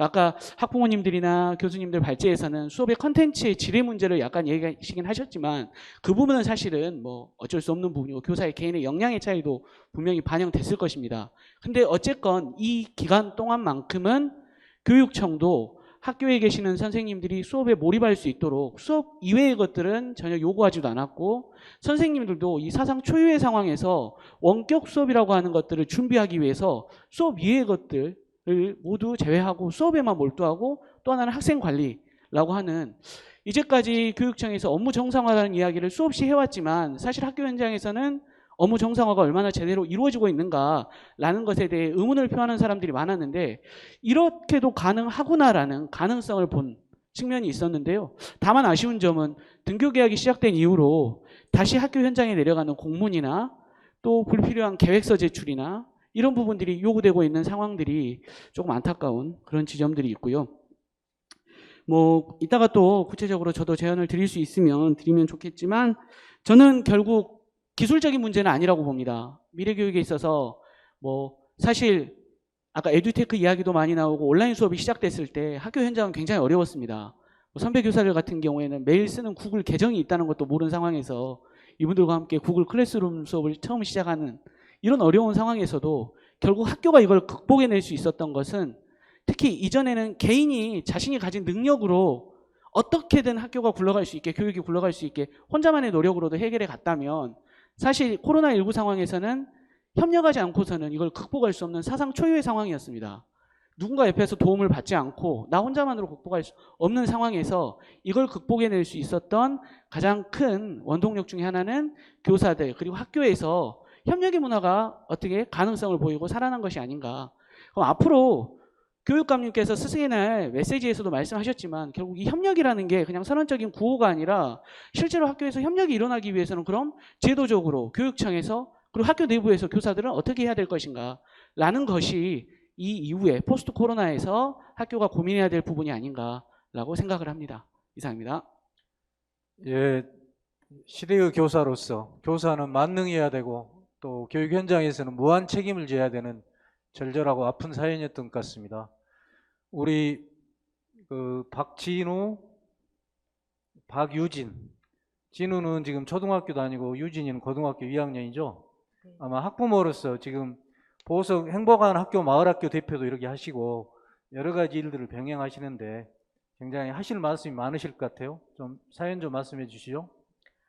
네, 이곳에 와서 함께 이야기를 할 수 있게 해주셔서 굉장히 감사하게 생각합니다. 아까 이제 교수님의 그 말씀이나 여러 가지 것들을 통해서 공감되는 부분이 많았고요. 제가 하고 싶은 말들도 계속적인 반복이 아닌가 이런 생각이 좀 들긴 합니다만은 제가 두 아이를 둔 학부모로서 느꼈던 점을 좀 간단하게 말씀드릴게요. 일단은 온라인 개학이 시작되면서 아이에게 학교가 정말 가고 싶은 곳이 되었어요. 아이가 개학을 한다고 했을 때 얼마나 좋아했는지 몰라요. 더불어 학부모님들도 항상 가는 학교가 이렇게 소중한 곳인지 몰랐다는, 매일 먹는 급식이 이렇게 감사하고 고마운 것인지 몰랐다는 그런 이야기들을 굉장히 많이 들었습니다. 저희가 이제 온라인 수업을 하면서 느꼈던 건 뭐였냐면 우리 아이가 두 아이 다 좀 핸드폰을 늦게 해줬어요. 초등학교 5학년인 그 둘째 남자아이는 온라인 수업하기 전까지도 핸드폰이 없었습니다. 그런데 핸드폰이 없다 보니까 톡방을 구성하는 여러 가지 문제들이라든가 되도록이면 이런 미디어에 노출을 덜 시키고 싶어 했던 부모의 마음과는 다르게 아이에게 합법적으로 이런 기기들이 이제 손에 쥐어지게 됐어요. 그리고 그 전에는 정해진 일정한 시간 분량만큼만 게임을 할 수 있었는데 아이가 이제 부모의 감독이 없는 사이에 하루 종일 그 손에 태블릿을 들고 있게 되더라고요. 근데 이거를 말릴 수가 없었어요. 그리고 실제적으로 제가 보니까 수업을 들으면서 아이가 놀라운 기술을 발휘하더라고요. 게임을 동시에 진행을 하고 있는 것을 알게 됐습니다. 처음에는 몰랐어요. 그런데 아이가 이거를 통제를 못 하더라고요. 누나가 와서 살짝 일렀어요. 동생한테는 절대 말하면 안 된다. 그리고 밤이 돼도 숙제를 한다는 명목하에 계속 그 태블릿을 가지고 있더라고요. 그래서 이거를 어떻게 아이를 관리를 해야 할 것인가, 이런 일들이 이제 장기화 된다고 하면 이런 이제 온갖 컨텐츠들을 마음대로 검색을 할 수 있게 돼버렸는데 이런 것들을 어떻게 해야 할 것인가 하는 게 좀 고민으로 남았습니다. 그래서 지금은 학교 교육이 정상화가 되었지만 조금 더 구체적으로 부모님들에게 연수를 좀 해줄 수 있었으면 좋겠다는 생각들이 좀 들었어요. 그리고 또 하나는 뭐였냐면 아이가 배우지 않은 것들에 대해서 온라인을 통해서만 공부를 하잖아요. 그래서 제 개인적인 부모의 생각으로는 사교육을 더 열심히 해야 되겠구나. 먼저 선행을 했던 우리 고등의 2학년인 여자아이는 그렇게 공부를 막 잘하진 않지만 그런 이야기를 하더라고요. 엄마, 이거 수학 학원에서 배워서 여기 안에서 하는 이야기들이 무슨 이야기인지 알 수 있을 것 같아. 이렇게 이야기를 했을 때 부모로서의 사명감이 들었어요. 더 열심히, 내 아이들을 더 열심히 더 학원으로 보내야 하지 않을까. 그런데 한편으로는 면 소재지에 있는 학교 교장선생님이 무슨 말씀을 해주셨냐면 지금 그런 것을 이야기할 때가 아니다. 아이들 방문을 해서 봤을 때 지금 공부가 문제가 아니고 끼니를 해결하는 게 어려운 아이들도 있더라. 이런 이야기를 했을 때 이게 수준이 이제 더 벌어지고 있구나. 격차가 더 심해지는구나. 저는 개인적으로 수도권과 이 지역에 수준 격차가 일어나는 것만 걱정을 하고 있었는데 제가 살고 있는 것이 보성군이잖아요. 군과 면 사이의 격차도 더 벌어지고 있구나. 이런 생각이 들었을 때 굉장한 답답한 생각이 들었습니다. 그리고 또 하나 좀 중요한 이야기를 드리고 싶은 것은 저희는 지금 온라인 수업의 컨텐츠, 온라인 수업을 통해서 화상으로 수업을 하느냐 마느냐 이런 것들에 좀 많이 집중되고 있는 것 같은데 제가 또 지역아동센터에서 일을 하고 있습니다. 제가 원하지 않게 아이가 부모님이 다 이렇게 일하러 맞벌이를 하러 가신 사이에 아파트 안에 혼자 방치되어 있는 아이를 발견하게 됐어요. 그 아이가 그런데 그 사이에 굉장히 정서적으로 사회적으로 고립이 되면서 사춘기하고 맞물리게 되니까 굉장히 어려움을 겪는 걸 봤거든요. 부모님도 원하지 않았던 이 코로나로 인한 온라인 수업으로 굉장히 아이를 관리하는데 힘이 드시는데 거기와 맞물려서 아이의 이런 상태까지 파악하는 부분들이 어려운 것을 보게 됐어요. 아이도 이거를 가서 막 이야기를 하고 싶고 내가 지금 힘들다. 나에게 도움이 필요하다. 나에게 밥을 줄 사람, 나에게 상담을 해줄 사람, 나에게 공부를 가르쳐줄 사람이 너무 필요한데 부모님은 또 너무 바쁘신 거예요. 그리고 학교의 선생님은 아직 만나지를 못한 거예요. 제가 이런 거를 봤을 때 아이들의 정서적인 지원도 조금 생각을 좀 해주셨으면 좋겠다는 그런 이야기를 이곳에서 드려보고 싶습니다. 예, 고맙습니다. 다행스럽게 우리 정책국장님 또 유초등등 과장님, 중등 과장님이 자리에 지금 끝까지 함께 계시거든요. 현장의 생생한 목소리, 또 패널들이 이렇게 제안했던 내용들이 교육 정책에 이렇게 녹아들 수 있도록, 그래서 현장에서 신명나는 교육 활동이 이루어질 수 있도록 과장님들 꼭 챙겨봐 주시면 좋겠습니다. 두 번째 꼭지로 넘어가겠습니다. 두 번째 영상은요, 코로나 이후 교육 현장에서 바라는 점입니다. 같이 감상하겠습니다.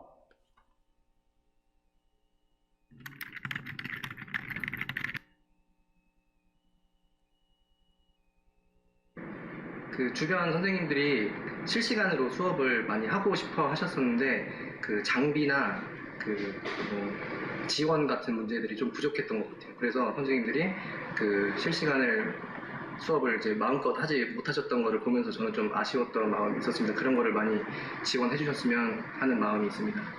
그래서 미배치교의 학교의 문제라든가 이런 부분들에 대해서 교육청에서 적절하게 대응했는가, 대응 계획서라든가 그 다음에 방역 물품이라든가 이런 부분 확보에서 전혀 협조를 받지 못했고요.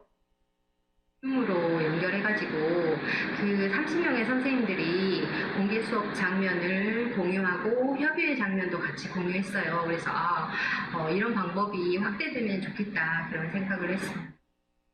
막상 등교를 하고 보니 또 시험은 얼마 남지 않았단 말이에요. 그래서 여기서 오는 혼란스러움이 굉장히 크다고 생각을 하는데, 그래서 제가 생각하기에는 학교의 교사분들이 좀 더 학생의 정신적 지주가 되어서 이런 혼란스러움을 더 바로 잡아주시는 역할을 해주셨으면 하는 바람이 있습니다. 학생들이 조금 더 재미있고 유익한 콘텐츠를 개발해 주셨으면 좋겠습니다.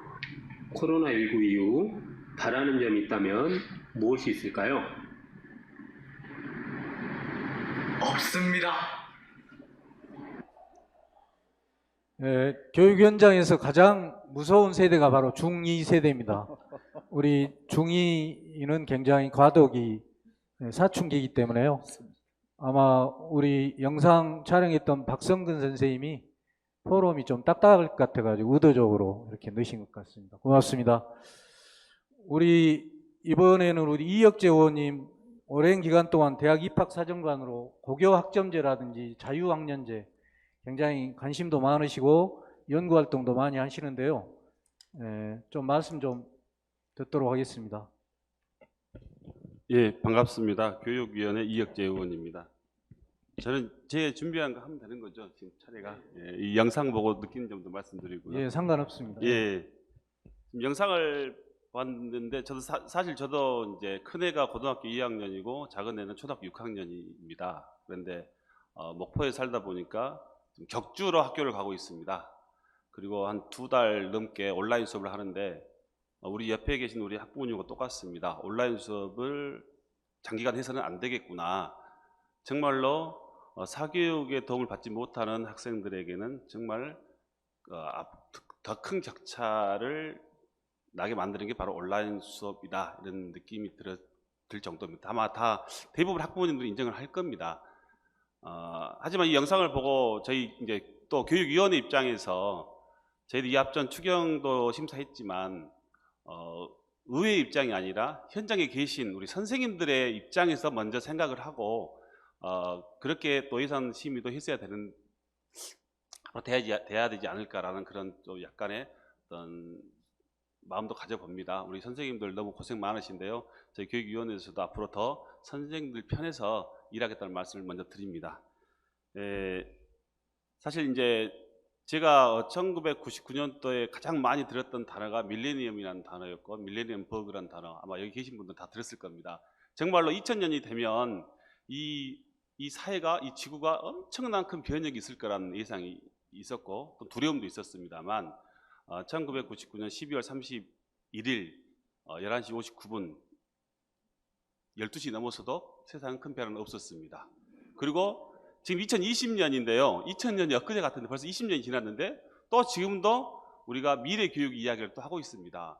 1999년에서의 바라본 2020년은 엄청난 큰 변혁이 있어야 될 미래였었는데 이 미래가 왔는데 또다시 우리는 또 2040년의 미래를 이야기하고 있는지 참 모르겠습니다.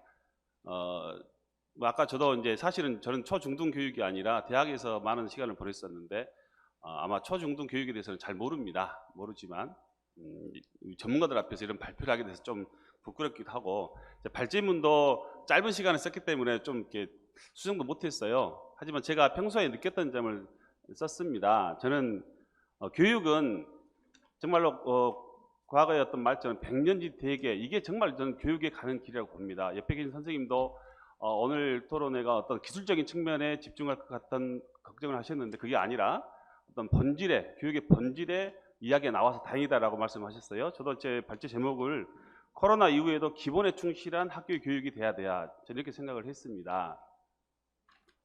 우리 교육의 흐름을 보면 해방 이후에 어떤 산업화 과정을 거치면서 급격한 발전 속에서 많은 지식을 짧은 기간에 주입시키는 어떤 주입식 교육이 대세였고, 이걸 평가하는 시스템이 학력평가였고 수능평가까지 이어졌습니다. 하지만 어느 정도 산업화가 이루어지고 발전이 되면서 어떤 선진국의 교육 체계, 그러니까 체험 중심, 과정 중심의 어떤 교육 제도를 저희가 도입하게 됐고, 이제 정량평가에서 정성평가로 돌아왔는데, 물론 약간 최근에 다시 어떤 국민의 어떤 여론 때문에 정시 확대라는 정량평가 위주로 약간 돌아서긴 했지만, 그래도 큰 물줄기의 변화는 이뤄내지 못했기 때문에 다행스럽습니다만은 이런 식으로 가고 있습니다. 저는 이 거대한 흐름은 절대 바꿀 수는 없다고 봅니다. 아무리 코로나가 강력하더라도 우리가 추구하고 있는 어떤 교육의 흐름, 특히 2015 개정 교육 과정에서 우리 교육 현장에서 학생들에게 가르치고 보여주고 있는 6대 핵심 역량, 이 6대 핵심 역량을 우리는 지속적으로 코로나 이전에도 가르쳐왔고 코로나 이후에도 여기에 집중을 해서 학교 현장에서 아이들에게 저는 가르치고 보여줘야 한다고 봅니다. 그런데 최근 이제 물론 비상 상황이긴 하지만 6개 핵심 역량 중에 원격 수업은 지식 정보 처리 역량이 집중되어 있습니다.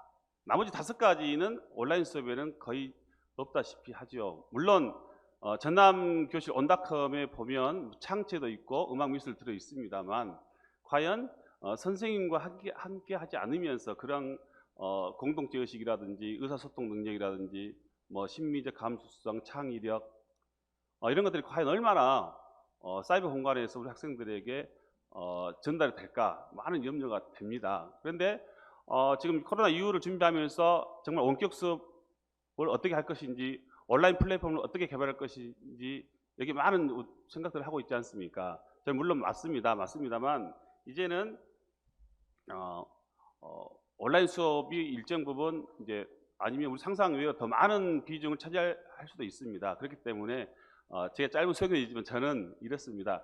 1015 개정교육과정에서 추구하는 6대 핵심 역량 중에서 지식정보처리 역량 말고 나머지 5가지를 얼마나 소화할 수 있을지 모르지만 우리 교육청이 온라인 플랫폼을 개발하실 때 이 부분에도 좀 많은 집중을 했으면 참 좋겠다. 예를 들어서 공동체 의식 함량이라든지 의사소통 역량 같은 경우는 충분히 사이버 공간에서도 커뮤니티 형성해서 할 수 있지 않습니까? 이런 것들을 개발해서 우리 학생들에게 제공해 주면 어떨까, 이런 생각을 해봤고요. 그다음에 가장 큰 제 생각은 그겁니다. 아까 우리 김성천 교수님께서도 발표하실 때 그 고교 학점제에 대한 부분을 굉장히 비중 있게 말씀을 하셨는데, 저는 고교 학점제가 중등 교육 과정에서 가장 큰 대변혁이 될 것이다. 저는 이렇게 확신을 합니다. 2025년에 고교 학점제가 전면 시행될 건데, 과연 우리 전남 교육뿐만 아니라 대한민국 교육에서 고교 학점제를 얼마큼 준비를 하고 있는가. 막상 또 2025년이 됐을 때 아직 준비가 덜 됐으니까 우선 시범적으로 해보고 또 늦춰 하지 않을까라는 그런 우려도 굉장히 많습니다만, 저는 오히려 이제 코로나 이후에 원격 수업이 하나의 정식 수업으로 인정을 받지 않았습니까? 그러면 이제 고교 학점제에 있어서도 우리가 대학에서 하는 학점제를 단일 학교에서 어떻게 할 수 있겠습니까? 정말 사이버 공간에서 할 수 있는 고교 학점제 준비를 더 강화시킨다면 작은 학교가 절반 이상이 우리 전남 교육에 있어서의 오히려 기회가 되지 않을까, 저는 이런 생각을 합니다. 그렇기 때문에 우리 전남 교육청에서 우리 중등 교육과정 우리 위경종 과장님 열심히 하고 계시는데, 이 고교 학점제에 대한 준비를 좀 더 강화시키고, 특히 진로 진학 관련된 어떤 창체에 관련된 비교과와 관련된 그러한 어떤 온라인 플랫폼 콘텐츠 개발에도 집중해 주셨으면 참 감사하겠다는 말씀을 먼저 드립니다.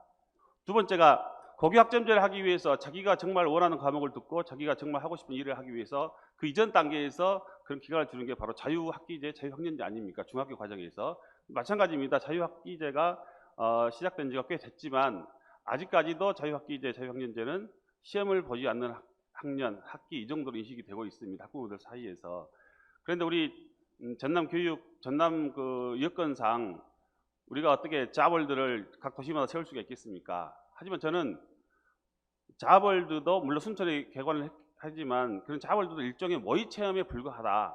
그런데 우리 전남의 산하의 공공기관은 정말로 모의 체험 장소가 아니라 실제 체험할 수 있는 그런 공간입니다. 그런데 우리 학생들이나 학부모들이 개별적으로 그런 공공기관을 컨택하기가 쉽지가 않습니다. 물론 공공기관에서도 그렇게 환영하지도 않습니다. 이번 코로나 이후에는 더욱더 공공기관에서의 문은 닫혀질 겁니다. 저는 그래서 우리 자유학년제에 대한 어떤 철저한 준비를 공공기관에 단순히 관람하는 수준이 아니라 공공기관에 있는 근무하는 어떤 직원들이 우리 학생들이 왔을 때 어떠한 체험을 시켜주고 지도를 할 것인지에 대한 준비를 하고 있어야 됩니다. 그런데 그러한 준비를 하고 있는 공공기관은 없습니다. 다행히 전남 도의회에는 있습니다. 저희 도의회에는 도의회 체험 교실을 하는데 도의회 직원들이 정말 프로그램 짜놓고 직원 4~6명이서 기다리고 학생들을 일일이 체험을 시켜주는 그런 과정이 있긴 한데 대부분의 공공기관은 그렇게 하지 않습니다. 왜냐하면 그렇게 할 필요성을 느끼지 못하기 때문이죠.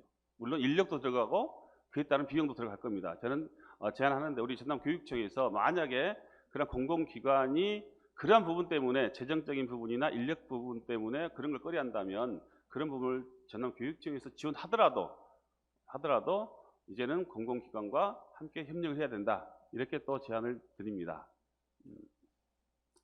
그리고 이제 발제문 예외에 있지만 이제 저희 교육위원회 역할인데요. 사실 그렇습니다. 의원들이 하는 일이 아마 대부분의 어떤 각 집행부라든지 이해관계자들은 못마땅해 할 겁니다.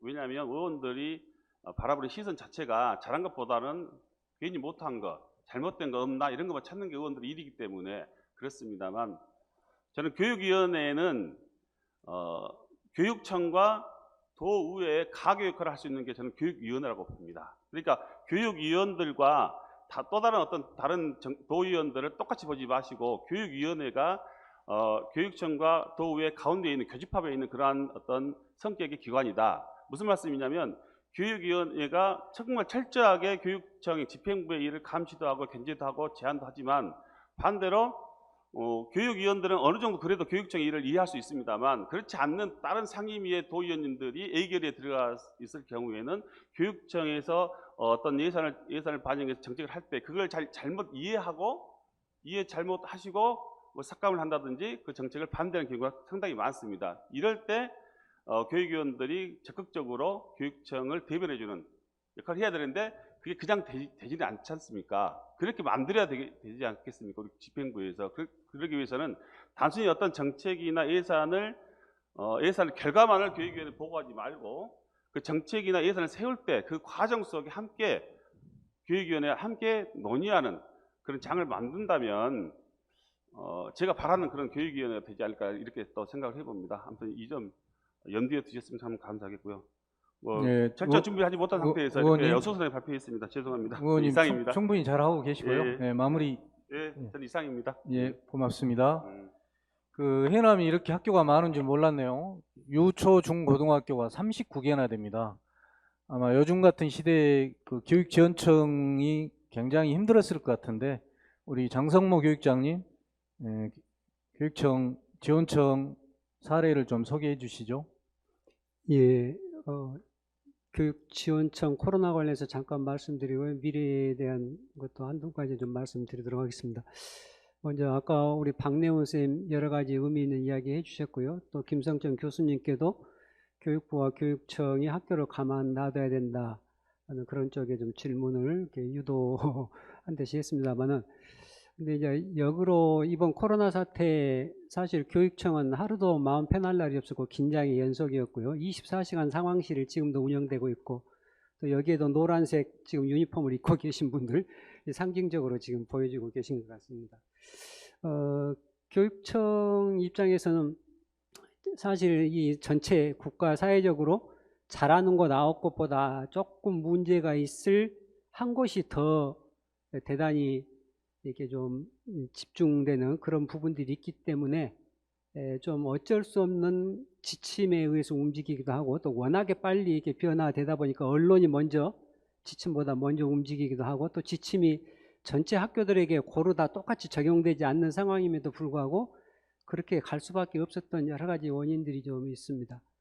이제 예를 들면 우리 전남 상황 같으면은 학교들이 충분히 개학해서 할 수 있었음에도 불구하고 전국에 어떻게 보면 지침이고, 또 전남이 서울이나 다른 대구에 대한 어떤 배려, 그런 차원에서 저희들은 등교를 좀 더 미루면서까지 같이 이렇게 보조를 맞출 수밖에 없는 이런 상황들은 학교 단위로 보면은 학교의 선생님들, 학교 간의 차이, 뭐 큰 학교, 작은 학교 그런 부분들이 좀 있습니다. 그래서 이것은 사회적인 어떤 공감이나 합의 차원에서 정말로 부득이하게 그런 상황으로 갈 수밖에 없는 것들이 너무 많이 있었던 것 같은 데 대해서 좀 죄송하기도 하지만은 좀 어쩔 수 없는 상황이었다.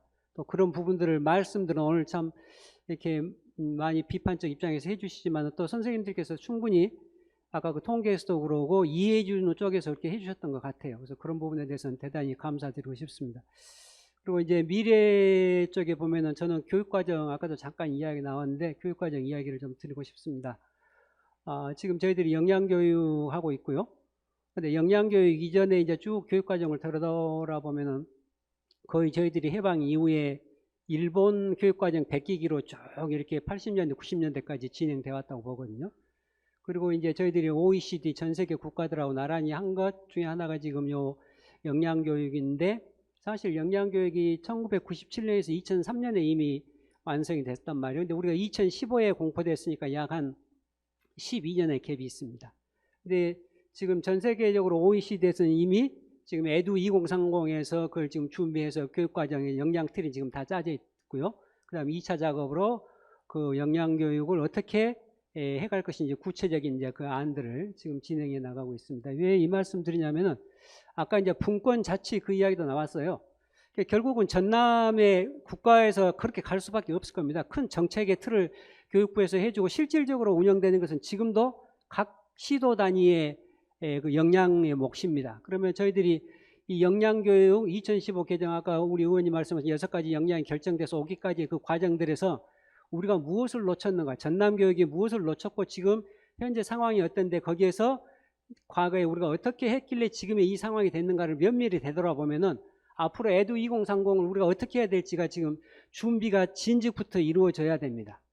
근데 조금 죄송하지만 아직 우리 전남교육 전체 차원에서 거기에 대한 고민들이 없으신 것 같아서 좀 걱정스럽다 하는 말씀 드리고요. 이제 그 에듀 2030에서 제가 좀 주목하는 것은 세 가지인데 그 중에 하나가 웰빙하고 하나는 사회적 도전입니다. 지금 이제 에듀테크에서 테크놀로지로 계속 지금 이야기들이 많이 강조되고 있는데 테크놀로지에서 사회적 도전으로 전반적인 그 흐름들이 앞으로 2030에 바뀔 것이다 한데 코로나는 그걸 더 확실히 앞으로 당겨버렸거든요.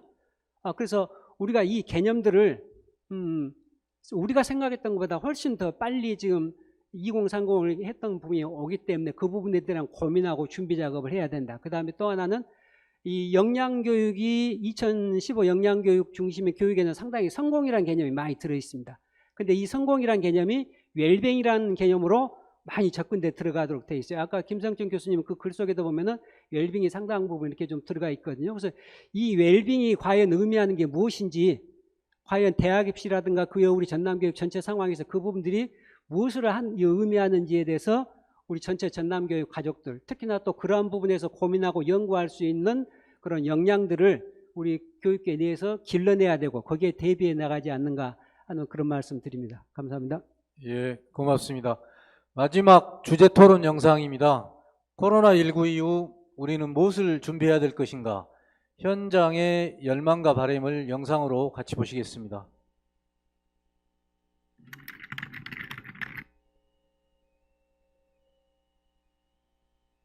선생님들을 믿고 지지하고 지원하는 일이라고 생각합니다. 그래서 선생님들이 자발적으로 무슨 일인지 할 수 있도록 자율적이고 민주적인 학교 문화를 조성하는 것이 가장 큰 일이라고 생각합니다. 학습 결손도 많고 학습 격차 심화가 원격 수업의 문제점으로 드러나고 있는데 이게 장기화됐을 때 교사와 학생이 함께 성장할 수 있는 방안에는 어떤 것들이 있을까 꾸준히 고민하는 자세가 필요할 것 같습니다. 적응을 하지 못하는 친구들이 재미를 느낄 수 있도록 도움을 주고 싶습니다. 선생님의 지도에 따라서 잘 대응을 해주고 저희가 이제 뭐 예를 들어 마스크를 잘 낀다든지 애들 이렇게 위생이나 이런 거 조금 손이 모자르면 학부모라도 좀 와가지고 도움이 되면 어떨까 그런 면이 좀 아쉽더라고요. 무슨 전우처럼 우리가 이 사태를 해결해야 한다. 그래서 어떻게 해볼까 하면서 막 많은 회의와 끊임없는 과정을 거치면서 서로 돈독해진 것 같기도 하고요. 그래서 네. 어떻게요? 예, 아까 교육감님 말씀 중에 지금 전라남도 교육청에서 미래인재과 정책기획과 주관으로 해가지고 포스트 코로나 시대 전남 에듀테크 전략 보고서가 며칠 전에 나왔거든요. 그 전략 보고서 내용을 같이 공유하는 부분들도 오늘 토론 내용에 굉장히 의미 있는 시간이 될 것 같습니다. 팀장으로 활동하셨던 김도영 선생님 모시고 같이 공유하는 시간 갖도록 하겠습니다. 김도영 선생님은 요즘 화제가 되고 있는 전남교실원.com 숨은 주인공이시라고 합니다. 힘찬 박수로 모시겠습니다. 네, 안녕하십니까. 화순제일초등학교 교사 김도영입니다. 저희가 이번에 온라인 수업을 하게 되면서 사실은 미리 준비되어 있지 않은 지침과 환경적인 문제로 인해서 사실 처음에 시작할 때는 굉장히 혼란을 겪었던 것이 사실입니다. 하지만 저희가 느끼기에는 전라남도 교육청과 창의융합정보원에서 선제적으로 대응을 했기 때문에 그러한 것들을 미리 저희가 흐름을 이어갈 수 있었고요. 그러한 흐름을 저희가 계속 이어나가기 위해서는 4가지 핵심적인 아이디어가 필요하다고 생각을 했습니다. 그래서 25명의 선생님과 그리고 교육정보원, 전라남도 교육청 그 장학사님들과 같이 모여가지고 4가지 아이디어를 제시를 했습니다. 네. 그래서 설문조사 결과를 보시면 여러 가지 아까 앞에서 이야기하셨던 분들이 있기 때문에 그런 것들은 넘어가고요. 저희가 4가지 제시했던 것은 인프라 구축과 플랫폼 그리고 컨텐츠를 개발을 해야 된다. 그리고 교실 수업 개선, 마지막으로 교육 공동체 역량을 강화를 해야 한다라는 이야기를 했습니다. 첫 번째로는 인프라 구축을 해야 되는데요. 저희가 이제 많은 선생님들이 이야기를 하셨는데 원격 수업을 이렇게 도와줄 수 있는 전담 팀을 운영해서 그런 것들을 선제적으로 대응할 수 있게 해야 된다라는 것이 첫 번째 저희 아이디어였고, 그리고 그런 것들을 실제적으로 운영할 수 있는 원격학습 플랫폼, 지금 화제가 되고 있는 전남교실원.com처럼 그런 플랫폼을 미리 개발을 해둬야 한다라는 것이 두 번째 저희 핵심적인 아이디어였습니다. 두 번째로는 컨텐츠 및 온라인 플랫폼을 개발해야 한다는 것이었는데요. 지금 오프라인에서 교육과정을 많은 선생님들이 계속 개발을 하고 계시지만 온라인 교육과정도 개발을 해서 다시 한번 있을지 모르는 국가적 재난 상황에 언제든 대응할 수 있어야 하고, 온라인 수업으로 진행을 되었을 때 바로 넘어갈 수 있도록 해야 한다라는 것이 있었고, 그런 것들을 미리 연습할 수 있는 에듀테크 데이나 주간을 운영을 해야 한다라는 것이 두 번째 핵심적인 아이디어였습니다. 세 번째로는 저희가 교실 수업 개선을 해야 되는데, 이 교실 수업 개선이 사실은 학교 현장에서 단순히 국어나 수학이나 이런 교과목 위주의 교실 수업 개선이 아니라 온라인과 오프라인이 연계된 블렌디드 러닝을 선생님들이 하실 수 있는 역량을 길러 나가야 할 것이고, 그때 활용할 수 있는 컨텐츠를 미리 개발할 수 있는 여러 선생님들의 도움이 많이 필요하다는 생각을 했습니다. 왜냐하면 이번에 전남교실원.com을 개발하면서 너무 힘들었던 것은 아주 소수의 선생님들이 그런 교실원.com을 이제 개발을 하게 되면서 많은 그 밤을 새워가면서 플랫폼을 개발했거든요. 그래서 그런 문제들이 있었기 때문에 많은 선생님들의 역량을 좀 신장을 시키는 것이 필요하다라는 생각을 했습니다. 마지막으로는 가장 중요한 것 같습니다. 교육 공동체 역량을 강화를 해야 한다라는 부분인데요. 첫 번째로는 교사가 지금 생애 단계별 연수를 받고 있습니다. 그래서 생애 단계별 연수 때 에듀테크와 관련된 것을 소양으로 함양을 해야 한다, 신장시켜야 한다는 것이 첫 번째였고요. 두 번째로는 자유학기제 또는 학생의 동아리를 운영을 할 때 학생들이 에듀테크 또는 디지털 리터러시를 강화할 수 있는 교육과정을 좀 넣어야 한다라는 것이 있었고요. 세 번째로는 아까 말씀하셨는데요. 학생들과 디지털 시대에 어떻게 대화해야 되고 아이들을 어떻게 지도해야 되는 것인지 학부모 교육도 이루어져야 한다라는 부분이 네 번째 핵심 아이디어였습니다. 그래서 저희가 이 네 가지 아이디어를 제시를 했는데요. 이것의 실현은 여기 계신 분들께서 같이 해 주실 거라고 생각을 합니다. 네, 이상입니다. 예, 선생님 고맙습니다. 이번 포럼을 준비하면서 제가 깜짝 놀랐습니다. 전남에 1000명이 학생 수 1000명이 넘는 학교가 15개가 있고요. 800명이 넘는 학교가 32개 학교.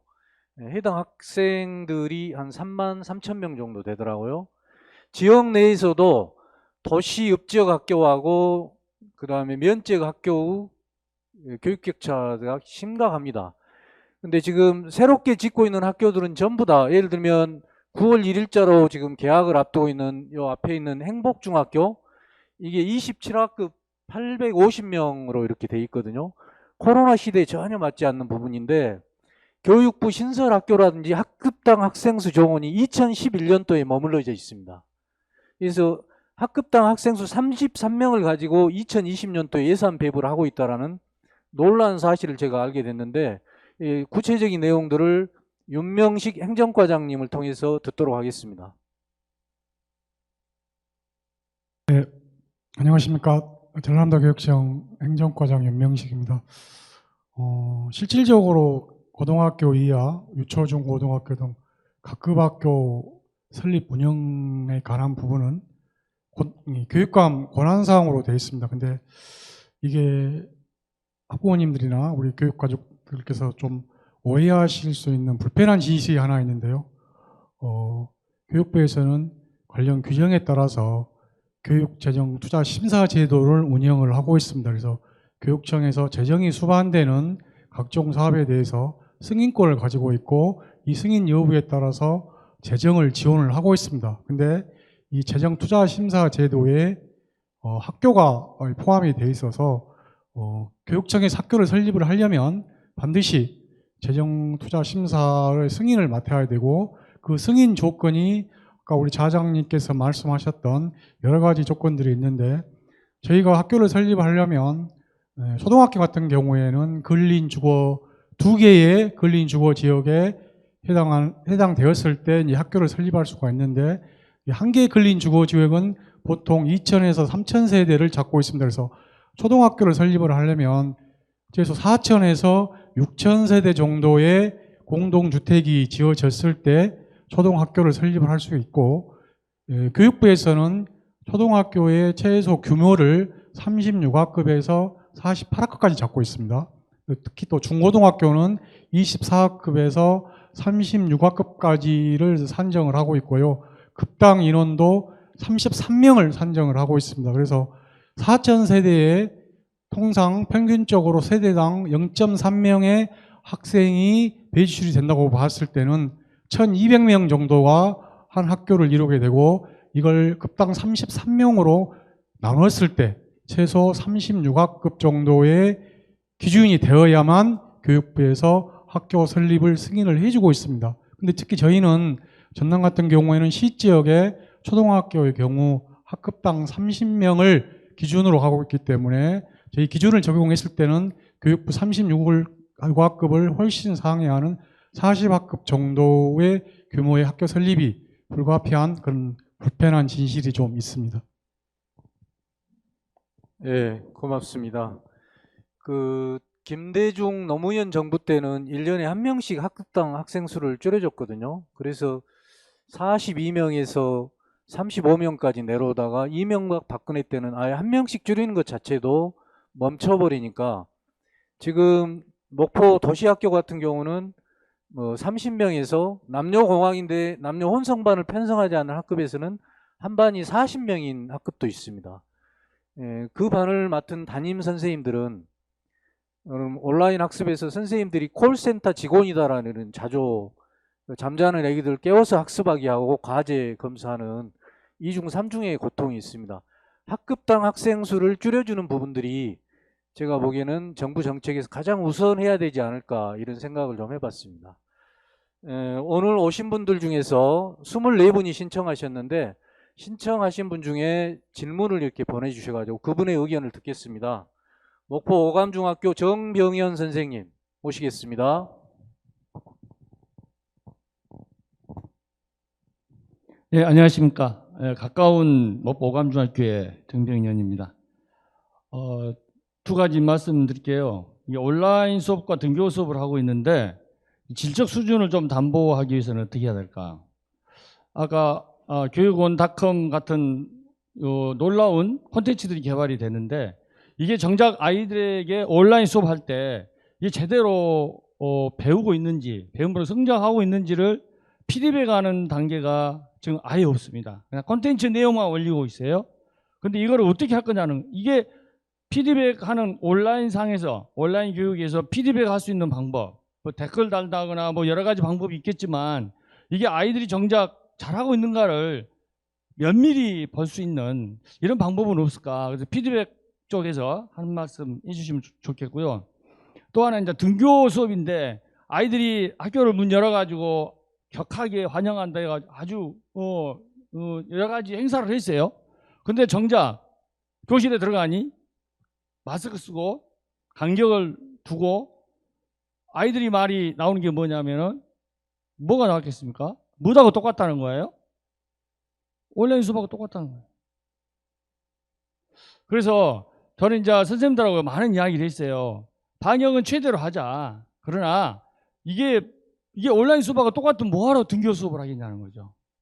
아이들 온라인 수업을 했으면 이거를 아이들하고 어느 정도 상호작용이 되고 선생님과 상호작용이 되어가지고 배움으로 성장해야 되는데, 배움으로 들어가야 되는데 그러지 않고 개별 각각이 똑같다고 한다면 이건 안 된다는 거죠. 그래서 배움은 아이들한테서 배우고 선생님한테 배웁니다. 같이 이야기하고 대화하고.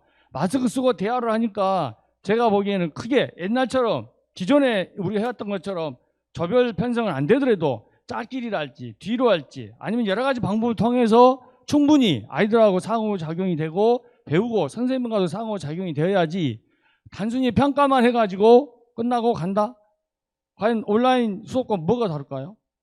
그래서 두 가지, 온라인 수업에서의 질적 수준 올리는 방법, 피드백 어떻게 생각하시냐. 그 다음에 우리 교육청에서 너무 이게 경직돼 있어요. 자, 그럼 반드시 유지해야 한다. 당연히 이제 방역은 최대해야 되겠지만 어느 정도의 상호작용과 교육적인 역할을 해줘야 등교 수업의 질적인 수준을 올릴 수 있지 않냐 이런 생각을 해봅니다. 그 두 가지 말씀 부탁드립니다.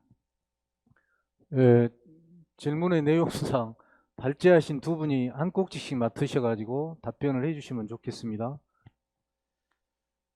예, 우선 제가 말씀드리겠습니다.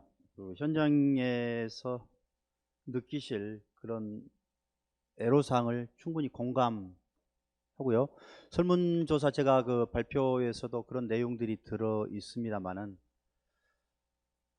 향후에 결국은 아까 우리 김도영 선생님도 발표를 하셨는데 에듀테크 정책의 핵심이 이 새로운 형태의 플랫폼으로 앞으로 좀 개선해야 되는 것이 포함되어 있지 않습니까? 그래서 상호작용과 또 학생의 평가 기능까지 이렇게 도입된 그런 새로운 형태의 수업 친화형 온라인 플랫폼으로의 지금 연구를 계속 해 나가야 되겠다는 그런 말씀을 드리고요. 또 연구팀에서는 좀 더 깊이 고민을 하고 있는 것입니다. 뭐냐면은 수업 따로, 평가 따로, 또 나이스에 입력하는 것 따로 이런 과정들의 어떤 번거로움을 해소하기 위해서 나이스하고 연동된 그런 형태의 그 플랫폼까지도 지금 우리 전남이 선제적으로 개발해 볼 수 있는 그런 기술적인 그런 고민들을 좀 먼저 하자라는 그런 의견들도 지금 내부에서 있는 것 같습니다. 그래서 어쨌든 학교 현장의 선생님들께서 온전히 수업의 질에 충실하고 학생들과의 어떤 충분한 상호작용이 가능할 수 있는 그런 플랫폼 개발들이 그 에듀테크의 또 기본적인 전제가 돼야 되겠다라는 말씀을 드립니다. 예, 그 가까이 계시니까요. 좀 질문이 미흡하시면 저희 정책연구소에 오셔도 좋고 교육청에 오셔도 좋겠습니다. 마스크 쓰고 말씀하시니까 잘 절반은 좀 흘리고 그러네요. 그래서 학생들의 고충이 얼마나 클까. 선생님들은 반드시 이렇게 마스크 착용을 하면서 수업을 해야 되기 때문에 그것을 느꼈습니다. 유튜브 질문이 하나 들어왔는데요. 이것도 두 분 발제하신 분에 대한 부분인 것 같아요. 학습 및 생활 격차가 더 벌어질 것으로 예상되는데 이에 대해서 우리는 무엇을 준비해야 될까요? 라는 유튜버의 질문이 들어왔습니다. 네.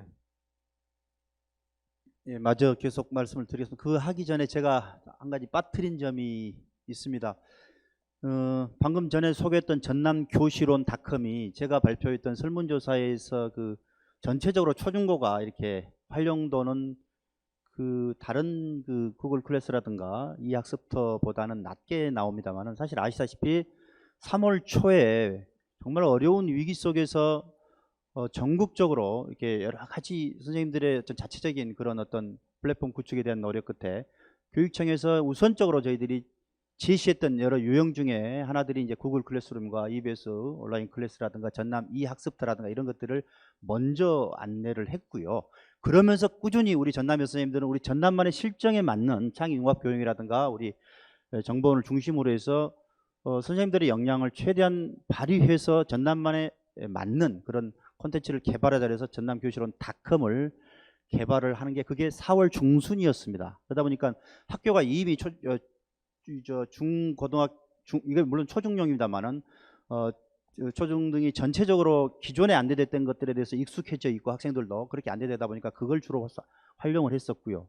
그리고 이제 나중에 4월 19일 이후에 안내됐던 전남교실원닷컴은 초등학교도 지금 거의 98.2%를 활용하는. 그래서 전국에 뭐 이번 이미 보도자료 나왔습니다만은 베트남이라든가 뭐 싱가포르라든가 각 나라에서 이미 190만 명 이상의 조회수를 활용한 그런 어떤 놀라운 그런 그 접속도들을 보여주고 국가 이번에 그 코로나 극복 우수 사례로도 이렇게 선정된 바 있습니다. 그걸 제가 좀 빠뜨려서 제가 보완해 드렸고요. 학습과 그 생활의 격차의 문제는요. 우리 전남 아시다시피 사교육에 대한 의존도가 전국에 제일 높다는 건 다 아시지 않습니까? 그러다 보니까 결국은 온전히 학교만 믿고 학교에서만 배움을 의지할 수밖에 없는 학생들이 전국에 제일 많다는 이야기입니다. 따라서 결국은 학교 교육의 질을 높이는 게 결국은 무엇보다도 중요한 관건이라는 점에서 지금 중등교육과에서 원격 수업, 그 다음에 블렌디드 수업의 선도 학교들 운영하고 있고요. 또 연수하고 있고요. 100개, 400개의 차시, 이 100개의 단원의 지금 그 수업들 모형들을 지금 계속 개발하고 있고 이게 머지않아 곧 개발될 겁니다. 어쨌든 교실 수업 개선을 위한 다양한 노력들이 앞으로도 에듀테크 정책 차원에서 계속적으로 추진해 나가야 된다는 말씀 드리겠습니다. 말씀 중에 전남 학생들의 사기 우적분도가 가장 높은 게 아니고 가장 낮죠? 참여율이? 예, 죄송합니다. 예, 죄송합니다. 예, 저희는 지금 코로나19 시대 우리는 무엇을 할 것인가 엄청난 이론들이 쏟아졌습니다. 중요한 것은 이것을 어떻게 집행을 하고 현장성을 높일 것인가에 대한 과제가 부여된 것 같습니다. 많은 분들의 의견들을 우리 정책연구소에서 초볼 토론에서 좀 정리한 부분들이 있습니다. PPT로 간략하게 소개하도록 하겠습니다. 코로나19 이후 미래교육에 대한 정책 제안서인데요. 각 기관별, 교육주체별 역할 과제에 대해서 저희들이 고민했던 부분들입니다. 자세하게 설명을 하지 않겠습니다. 먼저 교육부입니다.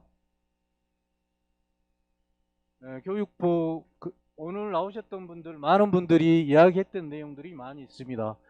그 수업 일수, 수업 시수, 그 다음에 각종 규제 완화, 그리고 앞으로는 이제 표준 수업 시수 법제화에 대한 부분, 그리고 나머지 이게 실수를 넘어서는 부분들은 온라인 학습으로 대체한다든지 이런 방법들, 그 다음에 기본적인 법 제정 개정 부분에 대한 과제들이 나와 있고요. 아까 나왔던 학급당 학생 수 뭐 이런 부분들도 교육부의 주요한 역할과 과제이다라는 생각을 해봅니다.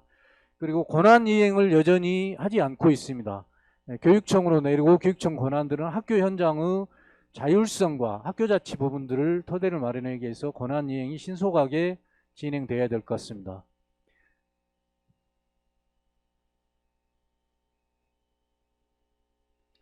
교육청 및 지원청의 역할 부분들입니다. 중장기적 계획 수립이 필요하고 온라인 환경 구축, 그 다음에 교대 4대 양성 과정이 굉장히 중요합니다. 앞으로 교육은 지식 전달이 아니고 학생들 맞춤형 교육, 심리 상담 그러잖아요. 인간의 대면의 관계라든지 협동성, 시민성을 기르기 위해서는 전공 이해의 비교과 과목에 대한 전문성을 갖출 필요가 있겠다라는 부분이고, 계속해서 나오는 교사가 교육 본질에 접근하기 위해서는 행정 업무 대폭적인 이 부분도 필요하다라는 부분이고, 고교학점제, 자유학년제 부분들, 학교 역할과 과제에 대한 부분들은 많이 나왔습니다. 이후에 전문학습 공동체 부분들이 어떻게 보면 전남 미래교육에 상당히 기폭제가 될 거라고 자신을 합니다. 지역사회, 보육과 교육이 혼재하고 지역사회의 역할들은 앞으로 끊임없이 이렇게 제한돼야 될 그런 내용인 것 같습니다.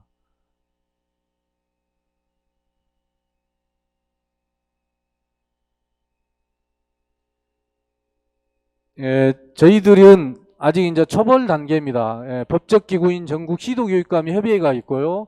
전국 교육정책연구소 네트워크가 있습니다. 여기서 공동 의제로 이렇게 제출해서 완성되어가는 정책 제안서를 만들어 가려고 생각을 하고 있습니다.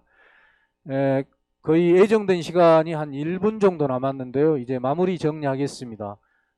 마지막 부분들은 오늘 토론에 참석했던 분들 1분 마무리 정리 발언 듣도록 하겠습니다. 먼저 가희 친구로부터 오늘 이 말은 꼭 해야 되겠다 하는 의견들, 자연스러운 의견을 듣도록 하겠습니다. 가희 친구. 여기서 꼭 말해야 한다는 의견은 없고요. 그냥 빨리 코로나가 종식이 돼서 건강한 학교 생활을 했으면 좋겠습니다. 그리고 제가 학생의 입장으로서 말하기가 무척 떨렸는데 이렇게 토론이라는 값진 경험을 해서 좋았던 것 같습니다. 예, 아까 많은 말들을 하긴 했는데요. 마지막에 또 교육청에 바라는 점 말씀을 드려야 될 것 같아서요. 기술적인 부분에 대한 우려들 아까 처음에도 잠깐 언급했지만 저는 어쨌건 미래교육을 준비하는 차원에서 온라인 학습이나 이런 기술적인 부분들에 대한 대응도 필요하고 지금 TF를 구성해서 준비하고 계신다는데 박수를 보내드리고 싶긴 하지만요. 누차 얘기했지만 결국 기술이라는 건 사람이 운영하는 거라고 생각을 합니다. 교사들이 그 안에서 자발성을 가지고 이 기술을 잘 운영할 수 있도록, 그리고 결국 이 코로나 상황에서 학교가 어떻게 대응을 했는가를 볼 때 아까 교수님께서도 잠깐 말씀하셨지만 그 학교의 문화가 과연 얼마나 협력적이고 민주적이었는가 라는 것이었을 때, 그렇다면 교육청이 해야 될 것이 과연 지금 무엇인가. 제가 또 괜히 이런 얘기를 했는데 학교 현장에 협력이 잘 이루어지고 있는지 체크리스트가 나가진 않았으면 좋겠고요. 학교의 어려움을 좀 들어주고 학교가 고립되지 않도록 지원하고 연결해 줄 수 있는 이런 역할들, 저도 참 애매모호한 말이긴 하지만 앞으로 부탁드리고 싶습니다. 예, 오늘 정말 좋은 말씀 많이 들었습니다. 우리 현장에 계신 선생님들 너무 수고 많으시고, 또 선생님뿐만 아니라 우리 직원 여러분도 굉장히 고생 많은 걸로 알고 있습니다.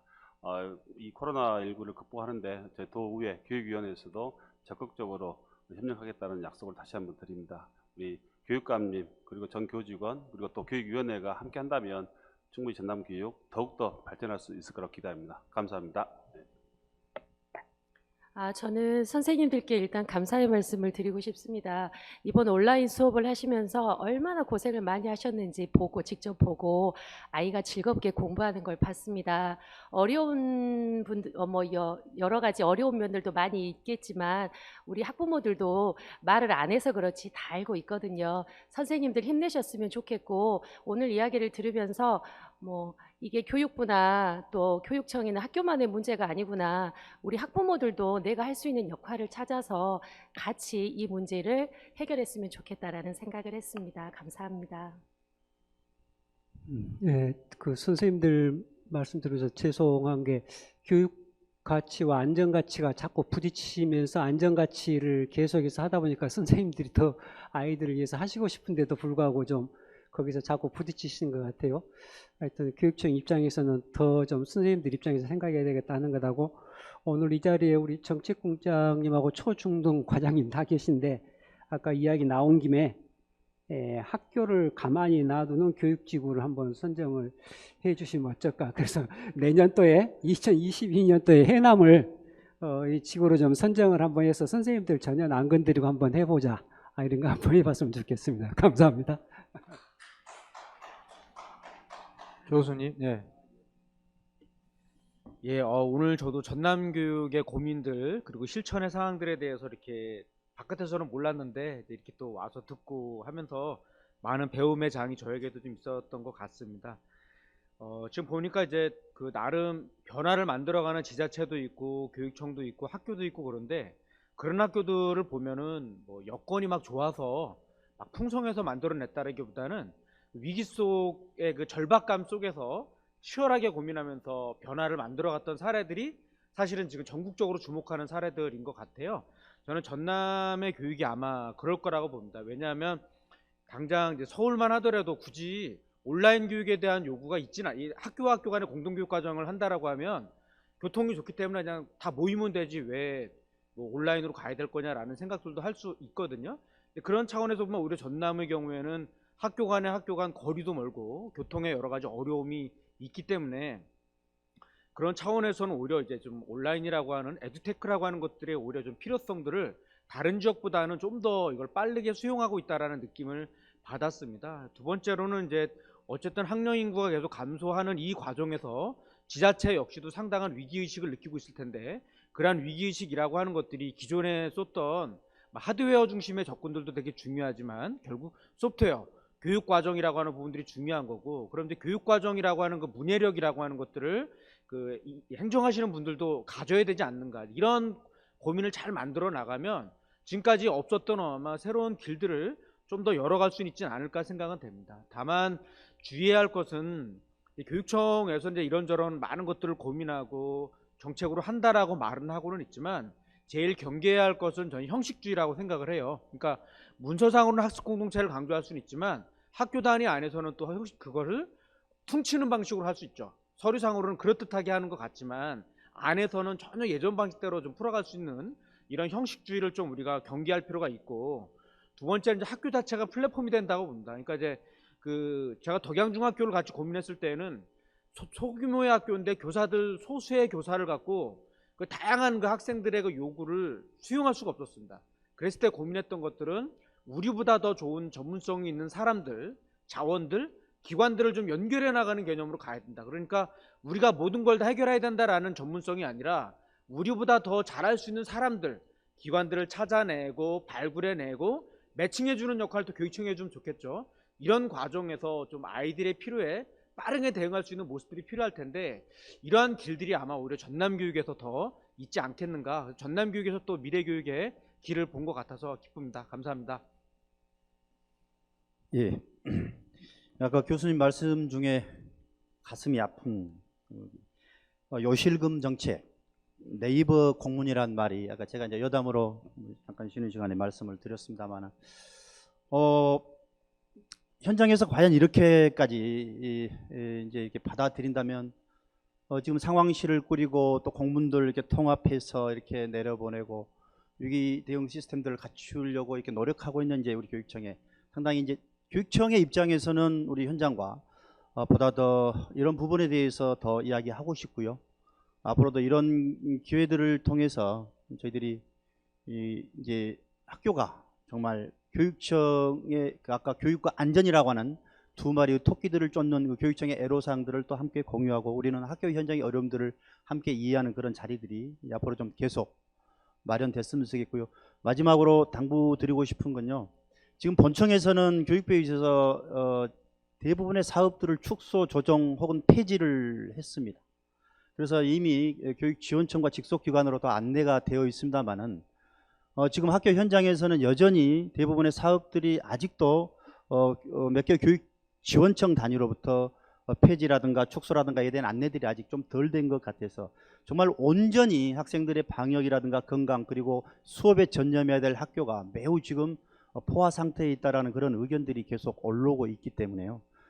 저희들 별도의 또 함께 해법의 채널들을 갖추긴 하겠습니다만은 이 방송을 시청하고 계시는 또 우리 모든 교육 가족들, 특히 이 교육지원청이라든가 각 부서에서도 사업들이 정말 이번에는 올해만큼은 우리 학생들 안전 지키고 제대로 정말 학습 결손 막아보자는 취지에서 가급적 행사들을 대부분 좀 폐지를 하고요. 교육부에서도 이미 감축형을 요구해 왔지 않습니까? 그래서 과감히 사업 줄여버리고요.